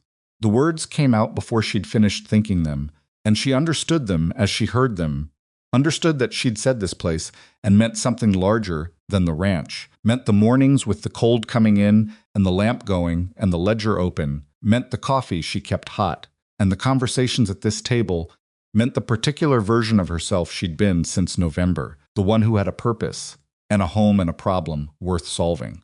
Silas heard it. She could tell by the way he went still. Mara, he said. She looked up. You don't have to leave, he said, when this is done. I mean, he was uncomfortable in the way men were uncomfortable when they'd arrived somewhere they hadn't planned a speech for. I'm not saying that as an employer. I'm saying it as... He stopped. I don't quite have the right words. You don't need the right words, she said. I understand what you're saying. Do you? She looked at him for a long moment. His face was Silas's face, weathered, honest, doing a poor job of concealing what was in it. Yes, she said, I do. The kitchen was quiet. Outside, the February cold pressed against the walls with its customary stubbornness, but inside the fire had built up during the afternoon, and the room was warm, and the lamp was burning. And there were 2 cups of coffee going cold on the table, because neither of them had touched them. I'm not sure what comes after this, she said finally. For either of us. I'm not going to pretend I know. I'm not asking you to know, he said. I'm just... Again the halt. The search. I'd like the chance to find out. If you would. She looked at her hands, then at the ledger, then at him. There were things she could have said about Thomas, about how she was only beginning to understand that loving someone you'd lost didn't foreclose the possibility of anything else, about the $17 she'd had when she arrived, and the very different accounting of her life right now. She didn't say any of them. She said, all right, and that was enough. That was for people who measured their words carefully and meant what they said, entirely enough. The weeks that followed were not simple.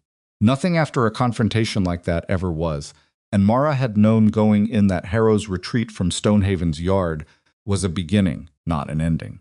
He did exactly what she'd predicted. He made noise. Through Philip Prentice, he sent letters to several of the ranchers in the valley, asserting that the allegations against the Harrowland Cattle Development Company and Cattle Development Company were false and defamatory, that the investigation was being conducted on the basis of fabricated evidence, and that anyone who had participated in or supported the complaint to the territorial office might find themselves facing legal action.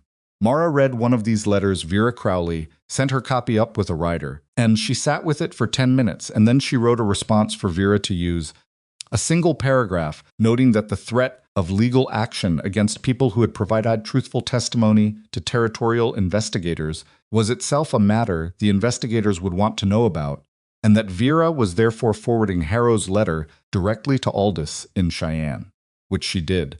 The threatening letters stopped after that. Hollis Trent nearly broke in the 3rd week of March. He rode up to Stonehaven alone.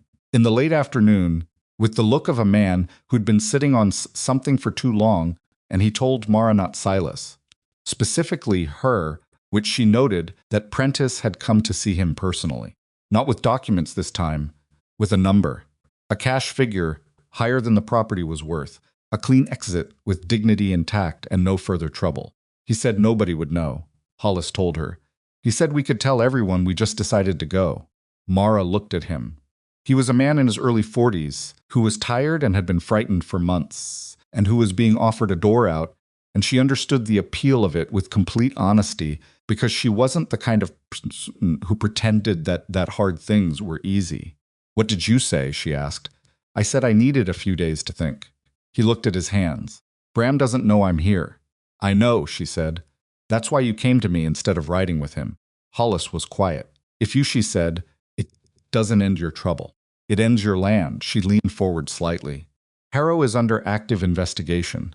In weeks, maybe less, the hold on his foreclosure instruments becomes a full challenge to his existing acquisitions. If that happens while you're still on your property, you're part of the case. You're evidence that the alliance worked. She paused. If you sell before that, you're just another name on his list. And Prentice will tell the investigators you sold willingly, which muddies the picture. Hollis looked up at her. You're saying my staying is about more than my ranch. I'm saying your staying is the difference between a clear case and a complicated one. She held his gaze. But I'm not going to tell you what to do. It's your land and your life and your brother's life. I'll tell you what I believe, which is that Aldous is close. I'll tell you that Harrow's offering you that money because he needs you gone before the investigation concludes, which means he's scared. A man who isn't scared doesn't buy problems, he just waits. Hollis sat with that for a long time. He's scared, he said, like he was testing the idea. He's been running a system that depends on isolation, she said. You people stopped being isolated. That's the thing he can't fix with money. Dark. Hollis rode back to his property without committing either way, and Mara spent that evening with the particular anxiety of someone who has done everything they can and has to wait to see if it was enough. She added Prentice's visit to the ledger and telegraphed Aldous about it the following morning. She didn't know what Hollis would decide. 3 days later, Bram Trent sent word that they were both still on their property and that Hollis wanted Mara to know he'd told Prentice no. She sat with that piece of paper in her hands for a moment longer than was strictly necessary. Then she added it to the ledger and kept going. It was Dane Calder who brought the news when it finally came, on a cold, clear morning in late March, when the first real suggestion of spring was visible in the light, if not yet in the temperature. He came back from a supply run into Ash Creek with a face that was doing something unusual. Dane's face did very little unusual, as a rule, and he set a newspaper on the kitchen table. A Cheyenne paper, 3 days old, that someone at the general store had been using to wrap parcels and that he'd asked for specifically because he'd seen the headline. She read it once. Then she sat down because her legs suggested she should. The headline was not about Stonehaven. It was about the Wyoming Territorial Land Office and about a formal finding of fraud in land acquisition proceedings across 3 counties and about the suspension of foreclosure instruments bearing the seal of 1E. R. Bowden, notary, whose authority had been conclusively determined to have lapsed. It was about Philip Prentice facing formal disbarment proceedings. It was about 3 county officials whose conduct was under review. And it was in 2 paragraphs near the bottom about a land speculator named Victor Harrow, whose acquisition activities across the territory were now subject to comprehensive investigation. His name was in the paper, not as a businessman, not as an investor, as a subject of investigation. Silas read it over her shoulder, and she heard him exhale just that, a slow breath, like something releasing, and she looked up at him. Is it enough? He asked. It's the beginning of enough, she said. She was careful with this because it was important. The Halseys won't get their land back by morning. Other families with contested properties are going to have to fight those claims through the land office, and it'll take time and it won't be comfortable. She looked at the paper. But Harrow can't move in this valley anymore. He can't threaten anyone, can't send Prentice with papers, can't have men sitting on the Halsey place watching neighbors' property, because now every move he makes is watched. And the ranchers? They hold, she said. They hold, and they wait, and they keep documenting.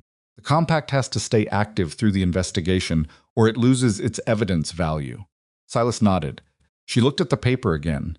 She thought about the Halseys, who were already gone.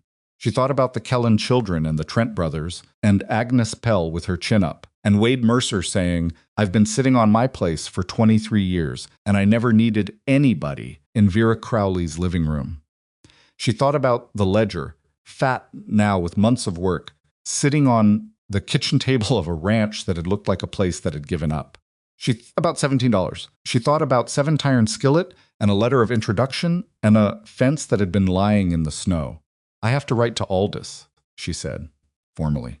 As the compact's record keeper, she pulled the ledger toward her and opened it. "We need to establish a clear record of cooperation going forward." Silas was quiet for a moment. Then record keeper. "That's what they agreed to," she said. "At Vera's. They agreed to it because nobody argued when you started keeping records," he said. "That's different from deciding." She looked up at him. There was something in his voice that she was learning to identify, a gentleness that he applied very rarely and very specifically. "I'll argue when we're done," he said. She went back to the ledger.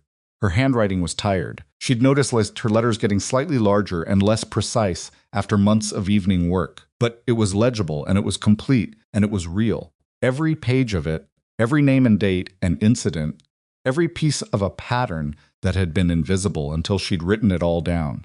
She wrote the date at the top of a new page. Outside, the late March light was doing what Wyoming light did when it finally decided to change, coming in at an angle that suggested the land might remember, after all, how to be something other than frozen. The snow on the porch eaves was dripping. The fence on the east boundary had been repaired in January by Pete Grundy and Hollis Trent working together on a single afternoon, which had been awkward for approximately the first hour, and then had become, by the end, something that resembled ordinary cooperation. The south lean-to had been braced. The barn beam had been sistered. The water barrel was full. The cattle had made it through the winter. She wrote, and the lamp burned, and somewhere behind her Silas was moving through the kitchen with the quiet particular to a man who had learned, slowly and imperfectly, that another person's presence in his house was not a weight, but a different kind of warmth, the kind that didn't come from a stove and didn't go out when the fire burned down. Spring did not arrive gently. It never did in Wyoming. The cold didn't so much leave as it retreated in stages, arguing every step a warm morning followed by 2 days of hard frost, mud that froze overnight and thawed again by noon, the particular cruelty of a landscape that let you believe winter was done and then reminded you that it made its own schedule.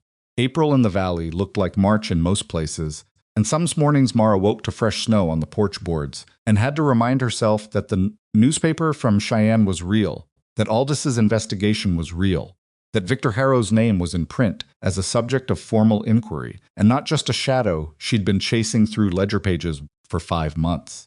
Kept writing anyway. That hadn't changed. What had changed was the nature of what she was writing. In November and December, and through the long dark of January, the ledger had been a record of threat incidents and witnesses and patterns of harm, the documentation of a campaign designed to destroy people quietly. Now it was something else. She'd started a second section, clean pages at the back of the third book, and what she wrote there was different in character, correspondence with Aldis's office, responses to formal inquiries, the organized account of what the Stonehaven Valley Compact had observed and documented during the investigation period. She was writing it not as a frightened woman trying to catch something moving in the dark, but as a record keeper withstanding, as someone who had been asked to hold the valley's evidence and speak for it clearly. That shift mattered more than she'd expected it to. She was sitting with the ledger on a Thursday morning in early April, the stove going, and the light coming in clean through the kitchen window when Silas came in from the morning check and set something on the table without comment. She looked at it, an envelope addressed to the Stonehaven Valley Compact, care of S. Rourke, bearing the seal of the Wyoming Territorial Land Office. She picked it up. She turned it over. She set it down once and then picked it up again. "You didn't open it," she said. "Isn't mine to open," he said. She looked at him. He was pouring himself coffee with the particular deliberateness of a man pretending to be more interested in coffee than in an envelope, and she felt something warm move through her that she had, over the past weeks, stopped trying to categorize or manage. It was just there, the way Silas was just there, a fact of her daily life that she'd stopped questioning because some facts didn't require interrogation. They just required acknowledgement. She opened the envelope. It was 3 pages. Formal language, official in the way territorial correspondence was official, dense and precise and careful, and she read it once quickly and then again slowly, and by the second reading she was sitting very still. Territorial attorneys were dark, had completed its preliminary review of the Harrow Land and Cattle Development Company's acquisition activities across 3 counties. Findings were formal, and specific 14 individual land transactions had been flagged as potentially void due to notarial irregularities. 4 of those 14 transactions were in Stonehaven Valley. Of the 4, one, the Halsey foreclosure, was being advanced for full legal challenge on the grounds that the foreclosure instrument had been executed with an expired notarial seal, that the underlying debt had been improperly recorded, and that evidence suggested deliberate manipulation of county records. The Halsey family had been located in Laramie. They had been notified. They had agreed to participate in the challenge proceedings. There was more. Philip Prentice had surrendered his legal license, pending the outcome of disbarment proceedings. 2 county officials had resigned. Victor Harrow himself had been served with a comprehensive notice of civil and potentially criminal proceedings, and had, according to the letter, engaged his own legal representation and was understood to be cooperating selectively with investigators, which Mara read correctly as a man trying to limit his exposure by giving up the people below him before someone gave him up entirely. And at the bottom of the 3rd page, in language that was slightly less formal than the rest, Aldous had written a single paragraph that was not quite official correspondence and not quite personal note, but something between the two, that the documentation provided by the Stonehaven Compact had been, in his assessment, the most comprehensively organized and clearly presented evidence his office had received in a land fraud investigation in 14 years of practice. That the ledger system had made it possible to establish a pattern across incidents that would otherwise have appeared unrelated. That he wanted the record keeper to know this. Mara set the letter down on the table. She was quiet for a moment that stretched out longer than she'd planned. Silas waited. He was good at waiting when he'd decided it was worth it. The Halseys might get their land back, she said. Her voice came out slightly different from her normal voice. She cleared her throat. Not certainly. The challenge still has to go through the land office process, and it'll take time. But they're in it. They're actually in it. Silas set down his coffee and came to read over her shoulder. She felt him lean slightly, his arm near hers on the table, and she didn't move away from it. 14 transactions flagged, he said quietly. Just in 3 counties. There may be more in other territories. Aldous mentioned in his earlier correspondence that Harrow's activities weren't confined to Wyoming. She touched the corner of the letter. He's been doing this for years, Silas. Long before he came here. Other valleys. Other families. Other people who each thought their trouble was their own particular bad luck. Silas was quiet. What do we do with this, he asked, meaning the letter. Copy it and send the copy to every member of the compact by end of week, she said. They need to know the status of the investigation, and they need to know it from us directly, not from rumor or a newspaper. She began mentally organizing. I'll also need to respond formally to Aldous acknowledging receipt, confirming the compact's continued cooperation, providing any additional documentation he's requested. And the Halseys? She thought about this. She'd thought about the Halseys more than she'd recorded about the specific quality of loss that came from leaving land your family had worked. The particular grief of a door shutting on something you'd believed was permanent. She knew something about sudden, unwilling departure from the life you'd built. I'd like to write to them personally, she said. Not officially. Just from one person to another. To tell them we haven't stopped. That their property is part of what we've been fighting for, even though we never met them. She paused. Is that appropriate? Silas looked at her with the expression she'd come to know as his version of warmth. Not soft, Exactly? More like the heat from a stone wall that's absorbed a day of sun. Slow and solid and real. It's right, he said. Appropriate is something else. Do what's right. She pulled a clean sheet of paper from the drawer and picked up her pen. The compact meeting in May was different from the January gathering at Vera Crowley's in almost every way that mattered. The cold was gone, for one thing genuinely gone, the kind of May morning that made the previous winter feel like something that had happened to a different landscape entirely. with green coming back into the grass, and the sky doing its Wyoming thing of being so large and so blue that it almost felt aggressive.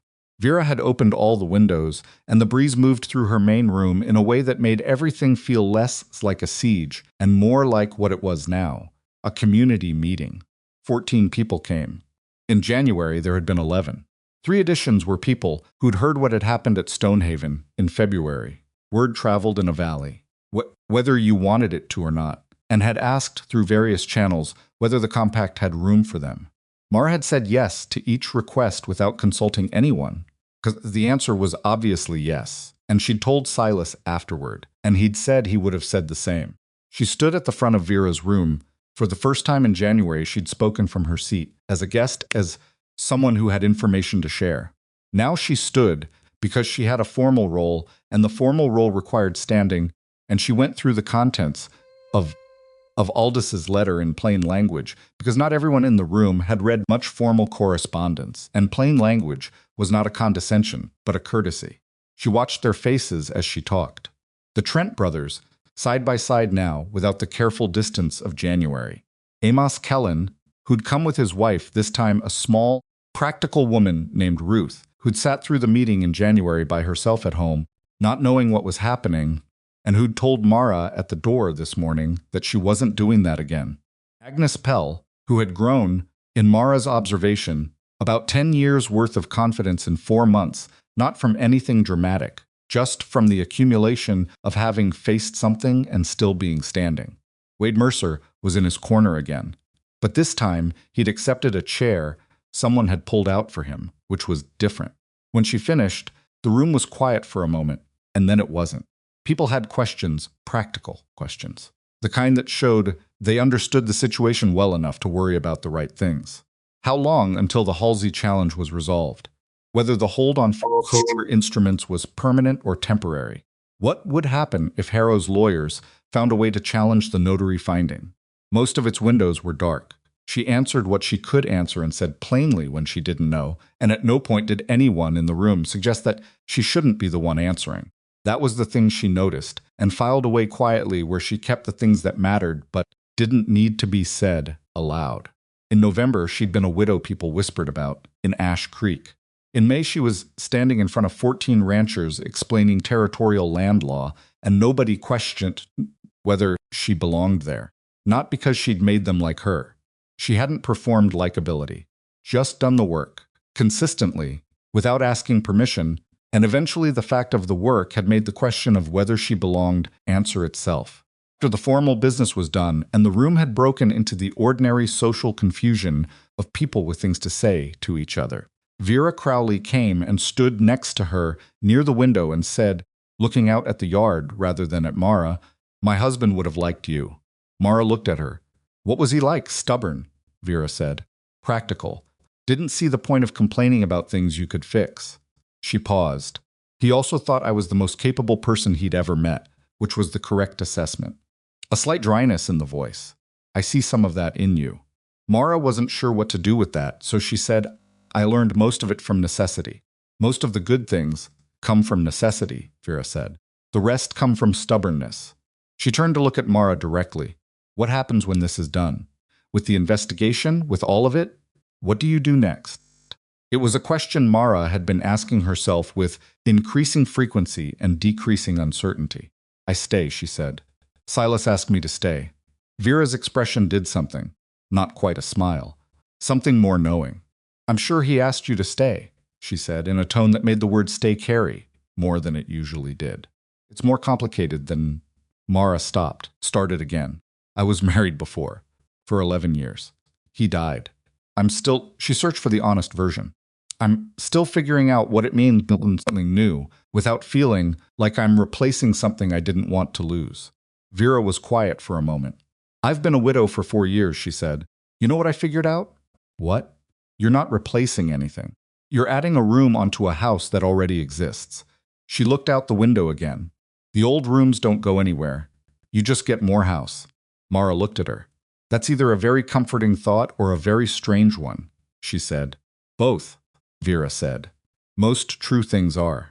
She walked away to say something to Nambram, Trent, leaving Mara with the window and the May morning and the specific feeling of having been handed something she intended to hold on to.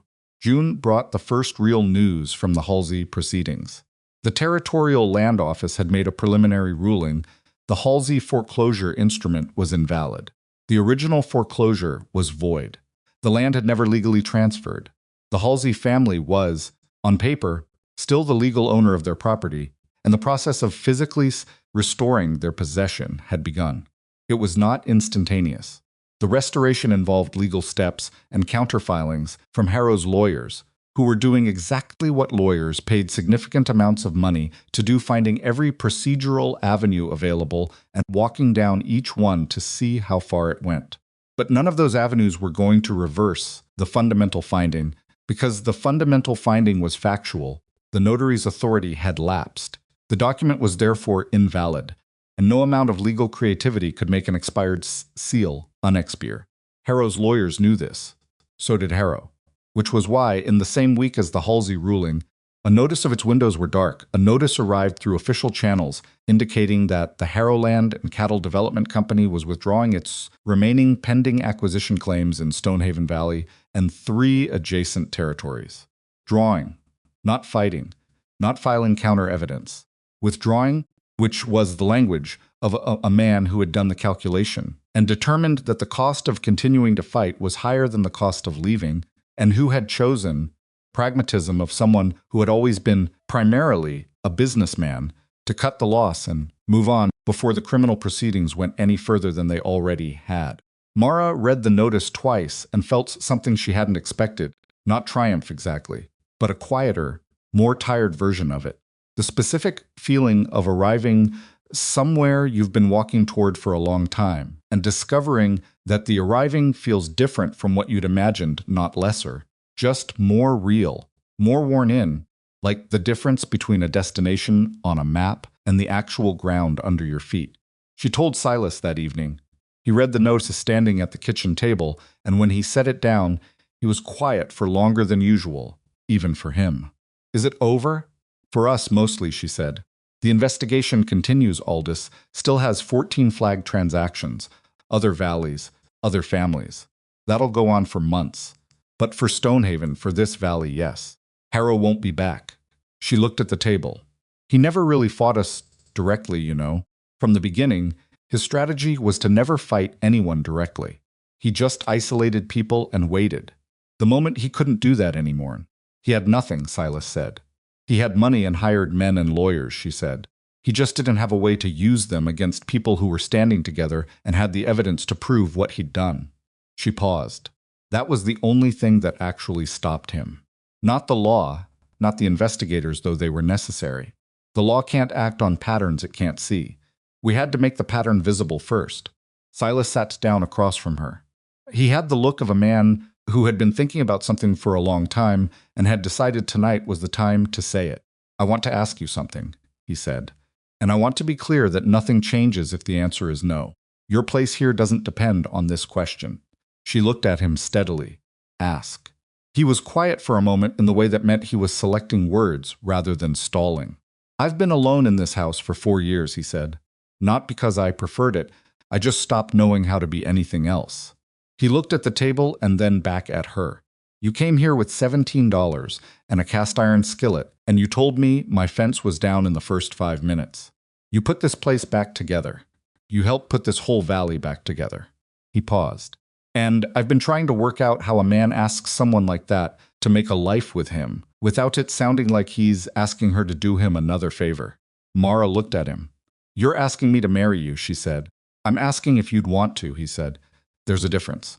She was quiet, and the quiet had several things in it, Thomas, who had been a good man and a good husband, and who was gone and who she had mourned properly and would always carry somewhere specific in the way you carried people you'd loved, and the question of what she wanted, which she'd spent so long subordinating to what she needed that it sometimes felt unfamiliar, and Vera Crowley's words about rooms added to an existing house, and the particular reality of Silas Rourke, sitting across from her, imperfect and honest and changed, a man who had started this winter unable to look directly at his own life and had ended it looking at her.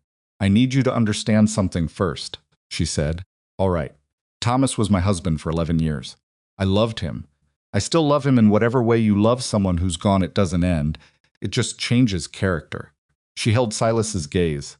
I'm not going to pretend otherwise, and I'm not going to be the kind of woman who acts like her history doesn't exist because it's inconvenient. If you're asking me to marry you, you're asking someone who comes with all of that. I know that, Silas said. I want to be sure you understand it specifically, not in the abstract. Mara. He said her name the way he'd begun saying it in January, with a particular weight, like it meant more than the word itself. I'm 51 years old. I've made enough mistakes to know what I'm asking. He paused. I'm not asking for someone uncomplicated. I'm asking for you. She looked at him for a long moment. Yes, she said, simply the same way she'd said it in February, because some things didn't need more than that. They told no one immediately, which lasted approximately 4 days. 4 days before Calder looked at them across the supper table and said, Psintin-san, with the flat accuracy of a man who notices things for a living, you going to make an announcement, or are we just supposed to figure it out? Pete Grundy, who had been completely oblivious, looked up from his plate. Figure what out? Nothing, Mara said. Everything, Dane said at the same time. Silas ate his supper and said nothing, which was Silas's version of smiling. The news moved through the valley the way news moved, which was quickly and with embellishment, and Mara bore the congratulations from people who had considered her a subject of gossip in November, with the equanimity of a woman who had learned not to manage other people's opinions, but also not to be managed by them. Vera Crowley sent a jar of honey with a note that said simply, "Good." It was obvious, which made Mara laugh, briefly and genuinely, in a way she hadn't expected. Ruth Kellen, Amos's wife, came to Stonehaven specifically to say something she'd apparently been holding for a while, that she was sorry for the things said in Ash Creek in November and December about Mara's presence at the ranch and what people had assumed it meant. And that she was saying it from herself and also from several other women who'd asked her to, but hadn't had the courage to come directly. Mara thanked her. She meant it without reservations, which was harder than it sounded, because there was a version of her that wanted to note that the apology was somewhat easier to deliver once she'd proven useful. She kept that version quiet. The apology was genuine, and Ruth had come in person, and those two things mattered more than the timing. I want you to know, Ruth said, before she left, that what you put together, all those months you did it, for families you didn't know. People who weren't going to thank you. The Halseys didn't even know you existed. I know, Mara said. That's why it mattered, Ruth said. Anyone can fight for people they know. You fought for people you'd never met. Mara thought about that after Ruth's wagon had gone. She thought about it, honestly, the way she thought about everything, without letting it become something larger than it was. She hadn't done it from pure selflessness. She'd done it because she'd seen an injustice, and she'd had the particular combination of skills and circumstance and desperate necessity that made action possible. She'd done it because her father had taught her that the worst thing you could do when something was wrong was look away and tell yourself it wasn't your problem. She'd done it because she'd arrived in this valley with nothing. And these people, these stubborn, imperfect, disagreeable, remarkable people had become something to her without anyone quite planning it. She'd done it because it was the thing to do, and because she'd known how, and because those two conditions arriving together was not something you set aside. The wedding was in August, late in the month, on a Saturday when the Wyoming sky was doing its high summer best, that particular blue that looked painted rather than real, kind of afternoon that made you understand why people had settled in this landscape in the first place, despite everything it could do to you. Mara had not thought much about weddings in the abstract. Her first marriage had been a quiet affair, practical in a small room with her father and 2 neighbors as witness. She hadn't minded that. She wasn't a woman who required ceremony for a thing to be real. But what happened in Vera Crowley's yard on that Saturday was not what she'd been planning, which had been equally quiet. What happened was that word had gotten out again, as it always did in a valley where nothing stayed private and people came.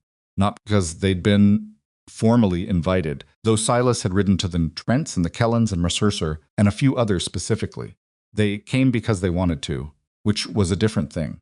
Bram and Hollis Trent came, and Bram had cleaned up to a degree that represented genuine effort, and Hollis had brought his fiddle without being asked.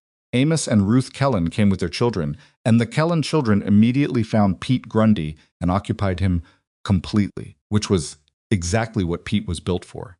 Wade Mercer came, which continued to surprise people who knew how rarely Wade went anywhere, and he sat through the whole afternoon without retreating to a corner once, which Mara counted privately as one of the more extraordinary things she'd witnessed all year. Agnes Pell came and brought a neighbor woman her own age whom Mara hadn't met, and they sat together with the ease of people who'd recently found each other and were still slightly amazed by it. Dane Calder stood near the back and watched everything with the expression of a man who was moved and was absolutely not going to show it, which was fine, because Mara wasn't going to show all of what she was feeling either, and they understood each other. The ceremony was brief because both Mara and Silas had wanted brief adjustice of the piece from Ash Creek, who'd been persuaded to make the drive, the necessary words, the exchange. Silas held her hands and looked at her with the specific look of a man who had finally stopped trying to be alone and had discovered that the stopping was not the loss of something, but the beginning of something else. And Mara looked back at him and held all of it at once. Thomas and the 11 years and the grief that had become something manageable and carried forward, and this man in front of her who was going to be difficult sometimes and quiet too often, and who she already knew she could build a life with because she'd watched him learn to do hard things over the course of a winter. And he'd done them without pretense and without quit. When it was done, someone she thought it was Vera started something, and the yard became the kind of occasion it had not initially been intended to be, with Hollis, Trent's fiddle and actual food that several people had apparently brought without announcing they would, and children running and conversation going in several directions at once. Bram Trent and Amos Kellen ended up in an extended discussion about something involving the shared creek that ran along their fence line, and it did not devolve into the argument that would have been inevitable 6 months ago. Instead, it became a negotiation. Imperfect, somewhat loud, requiring occasional intervention from Ruth Kellen, who had the particular authority of a woman who'd watched her husband nearly lose everything and wasn't interested in small disputes anymore, but a negotiation. Mara watched this from across the yard and felt something she recognized, after a moment, as satisfaction not the dramatic kind, but the real kind, which was quieter and more durable. September came, and the investigation continued its slow, necessary work in Cheyenne. The Halseys came back to their land in the 3rd week of the month. Mara heard about it from Aldis's office through the regular correspondence she'd maintained, and she wrote back acknowledging the news, and she sat with it for a moment before she did. A family returning to land they thought was gone. The specific reversal of a specific injustice. It was one of 14 flagged transactions. Not all of those would resolve as clearly, because law was not a clean instrument, even when wielded honestly, and some of what Harrow had done was technically legal even when morally obscene. Some of those families were not getting their land back. Some of what had been done would not be undone. She held that too. You had to hold both the victories and the limits of victories, or you ended up either falsely satisfied or chronically unable to recognize progress. Harrow himself had left Wyoming. She'd heard this from Aldis. He'd relocated somewhere east, presumably to put distance between himself and the most concentrated evidence of his activities. The criminal proceedings were still underway. Whether they would result in prosecution was, Aldis wrote carefully, a matter the Territorial Attorney's Office was committed to pursuing. Mara had the specific realism to understand that men with Harrow's resources were rarely the last ones in standing in a criminal proceeding. But he was diminished. His operation in Wyoming was finished. His name was on record. And the 14 families whose transactions had been flagged had recourse they hadn't had before, which was not nothing. It was, in fact, a great deal. She wrote all of this into the ledger, the final formal entry in the investigation record, and she did it with the care she'd brought to every page before it. Then she started a new page. At the top she wrote, Stonehaven Valley Compact Ongoing Record Fall 1,884, because the compact hadn't dissolved when the immediate crisis resolved. There had been a conversation about that at the May meeting, whether the formal structure was still necessary now that Harrow was gone, and it had been Amos Kellen, of all people, who'd said that the compact wasn't about Harrow. that the compact was about what they'd learned, which was that isolated ranches in a hard landscape didn't survive as well as connected ones, and that the connection was worth maintaining regardless of whether there was an enemy making it necessary. Several people had looked at Amos with mild surprise when he said this, and Amos had looked slightly embarrassed by the attention, and then Bram Trent had said, "He's right." And that had been that. They met quarterly now, shared information about grazing, about market conditions, about weather patterns and equipment, and the ordinary difficult business of keeping land and livestock alive in Wyoming. There were still disputes. The water issue between the Trents and Kellens had required 3 separate conversations to reach a working arrangement, and the working arrangement was imperfect and would probably need revisiting, and that was fine.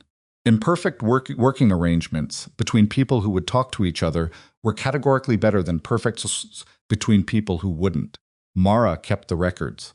On an evening in late September, when the first real chill was coming back into the air, but the days were still long enough to sit outside past supper, Silas found her on the porch. He sat down beside her, in the other chair, the one that had been on the porch when she arrived, and that she'd assumed was just furniture and had over the course of the year understood was where he sat when he wanted to think without being inside. She started using it when he wasn't. And at some point, they'd both started using it at the same time, without making a conversation of it. The valley was spread out below Stonehaven, in the way that valleys did at this hour, gold and gray, and the dark shapes of tree lines, the occasional distant movement of cattle, the long shadow of the ridge to the west, laying itself across the grass. It was objectively a thing worth looking at. She'd started looking at it in November, and she'd never quite stopped. Aldous wrote again, she said. Not opening conversation, continuing it, the ongoing conversation that had no real beginning or end between them now. What does he need? Nothing. He wrote to say that the criminal referral on Harrow's activities has been formally submitted to the federal level. She looked out at the valley. It's out of his hands now, up to the federal attorneys. Silas was quiet. Is that good? It's the right process, she said. Federal jurisdiction means broader authority and more resources. Whether it produces the outcome it should, I can't promise that. I've never been able to promise that. She paused. I did what I could do. We did what we could do. The rest is the law doing what the law does, at its own pace in its own way. He looked at her. Does that bother you? The part you can't control? She thought about it honestly. Less than it used to, she said. I spent a lot of this winter trying to control things I couldn't control, and it was exhausting. At some point, you have to do the work you can do and hand the rest over to the process and trust that the process is worth something. She paused. Most of the time, I actually believe that. And the rest of the time? The rest of the time, I add another entry to the ledger, she said. He made a sound that was his version of a laugh, short, genuine, the kind that came out before he'd decided to let it. The evening was settling into the particular stillness of September dusk, that specific quality of light and quiet that felt like the land exhaling. The fence on the east boundary was repaired. The barn beam was sistered. The lean-to was braced. The cattle had survived the winter, and the spring sale had been solid, not exceptional, but solid, which was all Stonehaven needed to be on its feet again. The accounts Mara had been managing since November showed a ranch, but was not thriving yet, but was no longer failing, which was the direction that mattered. She thought about the woman who had driven up this road in November, counting $17 in the gray light of a boarding house room. That woman had been competent and determined and quietly desperate, in a way she hadn't quite admitted to herself. Most of its windows were dark, and she had arrived at a place that looked like it had given up because she had no better option, and because endurance was the thing she'd always had when everything else ran short. She thought about all the ways this could have gone differently. If she hadn't found the account books, if she hadn't looked at the hay calculation, if she'd listened to Ash Creek's opinion of her situation and found somewhere more comfortable and less complicated to spend the winter. If Silas had been a different kind of man, the kind who took her competence as a threat rather than a fact, who'd dismissed the ledger as a woman's project rather than a serious instrument. If Hollis Trent had taken Prentice's money. If Wade Mercer had stayed on his place instead of driving 14 miles to sit in Vera Crowley's room on the coldest night of January. So many things had to go right for anything to go right, and most of them had. Not because the world was fair, the world was not fair, She had no illusions about that. And the families whose lands couldn't be restored were a permanent fact of what Harrow had done, but because enough people had made enough correct decisions when it had been genuinely hard to do so. That was the thing, she thought. That was the thing that nobody talked about, clearly. Courage wasn't a trait some people had and others didn't. It was a decision made over and over in small moments, usually when you were exhausted and scared, and it would be so much easier to do something else. Amos Kellen deciding not to sign. Hollis Trent saying no to Prentice's money in the dark of his own doubt. Wade Mercer driving 14 miles in January to sit in a room full of people he didn't know how to be around. Pete Grundy washing dishes without being asked. Dane Calder riding to Cheyenne in February cold and putting a package into an investigator's hands and waiting. Every one of those decisions was a choice made under pressure by a person who wasn't certain of the outcome. Every one of them had mattered. She had mattered. She was willing to say that now, to herself, without the qualification and diminishment she'd have applied in November. Not because she was exceptional, she wasn't, particularly. She was capable and persistent, and she'd arrived at the right moment with the right skills and the necessity to use them. But she had used them. She had not looked away. She had not told herself it wasn't her problem. She had opened a ledger and started writing when writing was the only weapon available. And she had kept writing until the writing was enough. Silas, she said, I'm glad I came here. He looked at her. In the September light, his face was, she'd never quite found the word for it, and she'd stopped trying to find it and just accepted it as what it was. His face, familiar now, carrying everything it carried, hers to read. So in what it's worth. It's worth a lot, she said. They sat with that for a while in the quiet that didn't need filling, watching the valley go through its evening changes, the light pulling back, the shadows lengthening across the mended fence and the repaired barn and the repaired barn and the land that had survived everything the winter could do to it and was already, in the way of land that has been cared for, beginning to show it. Mara had come to Stonehaven hoping to survive one season. She had not survived one season. She had changed one, and it had changed her in return, which was how it worked, how it always worked. If you paid attention. Places you chose, and the people you stood beside, and the work you did when you didn't have to, but couldn't stop yourself from doing anyway, all of it circled back. All of it became part of what you were. The ledger was on the kitchen table inside, its newest entries drying. The compact records were organized in the wooden box she'd bought. For the purpose in Ash Creek she'd paid for it herself, which felt right. The valley was quiet and connected and imperfect and alive.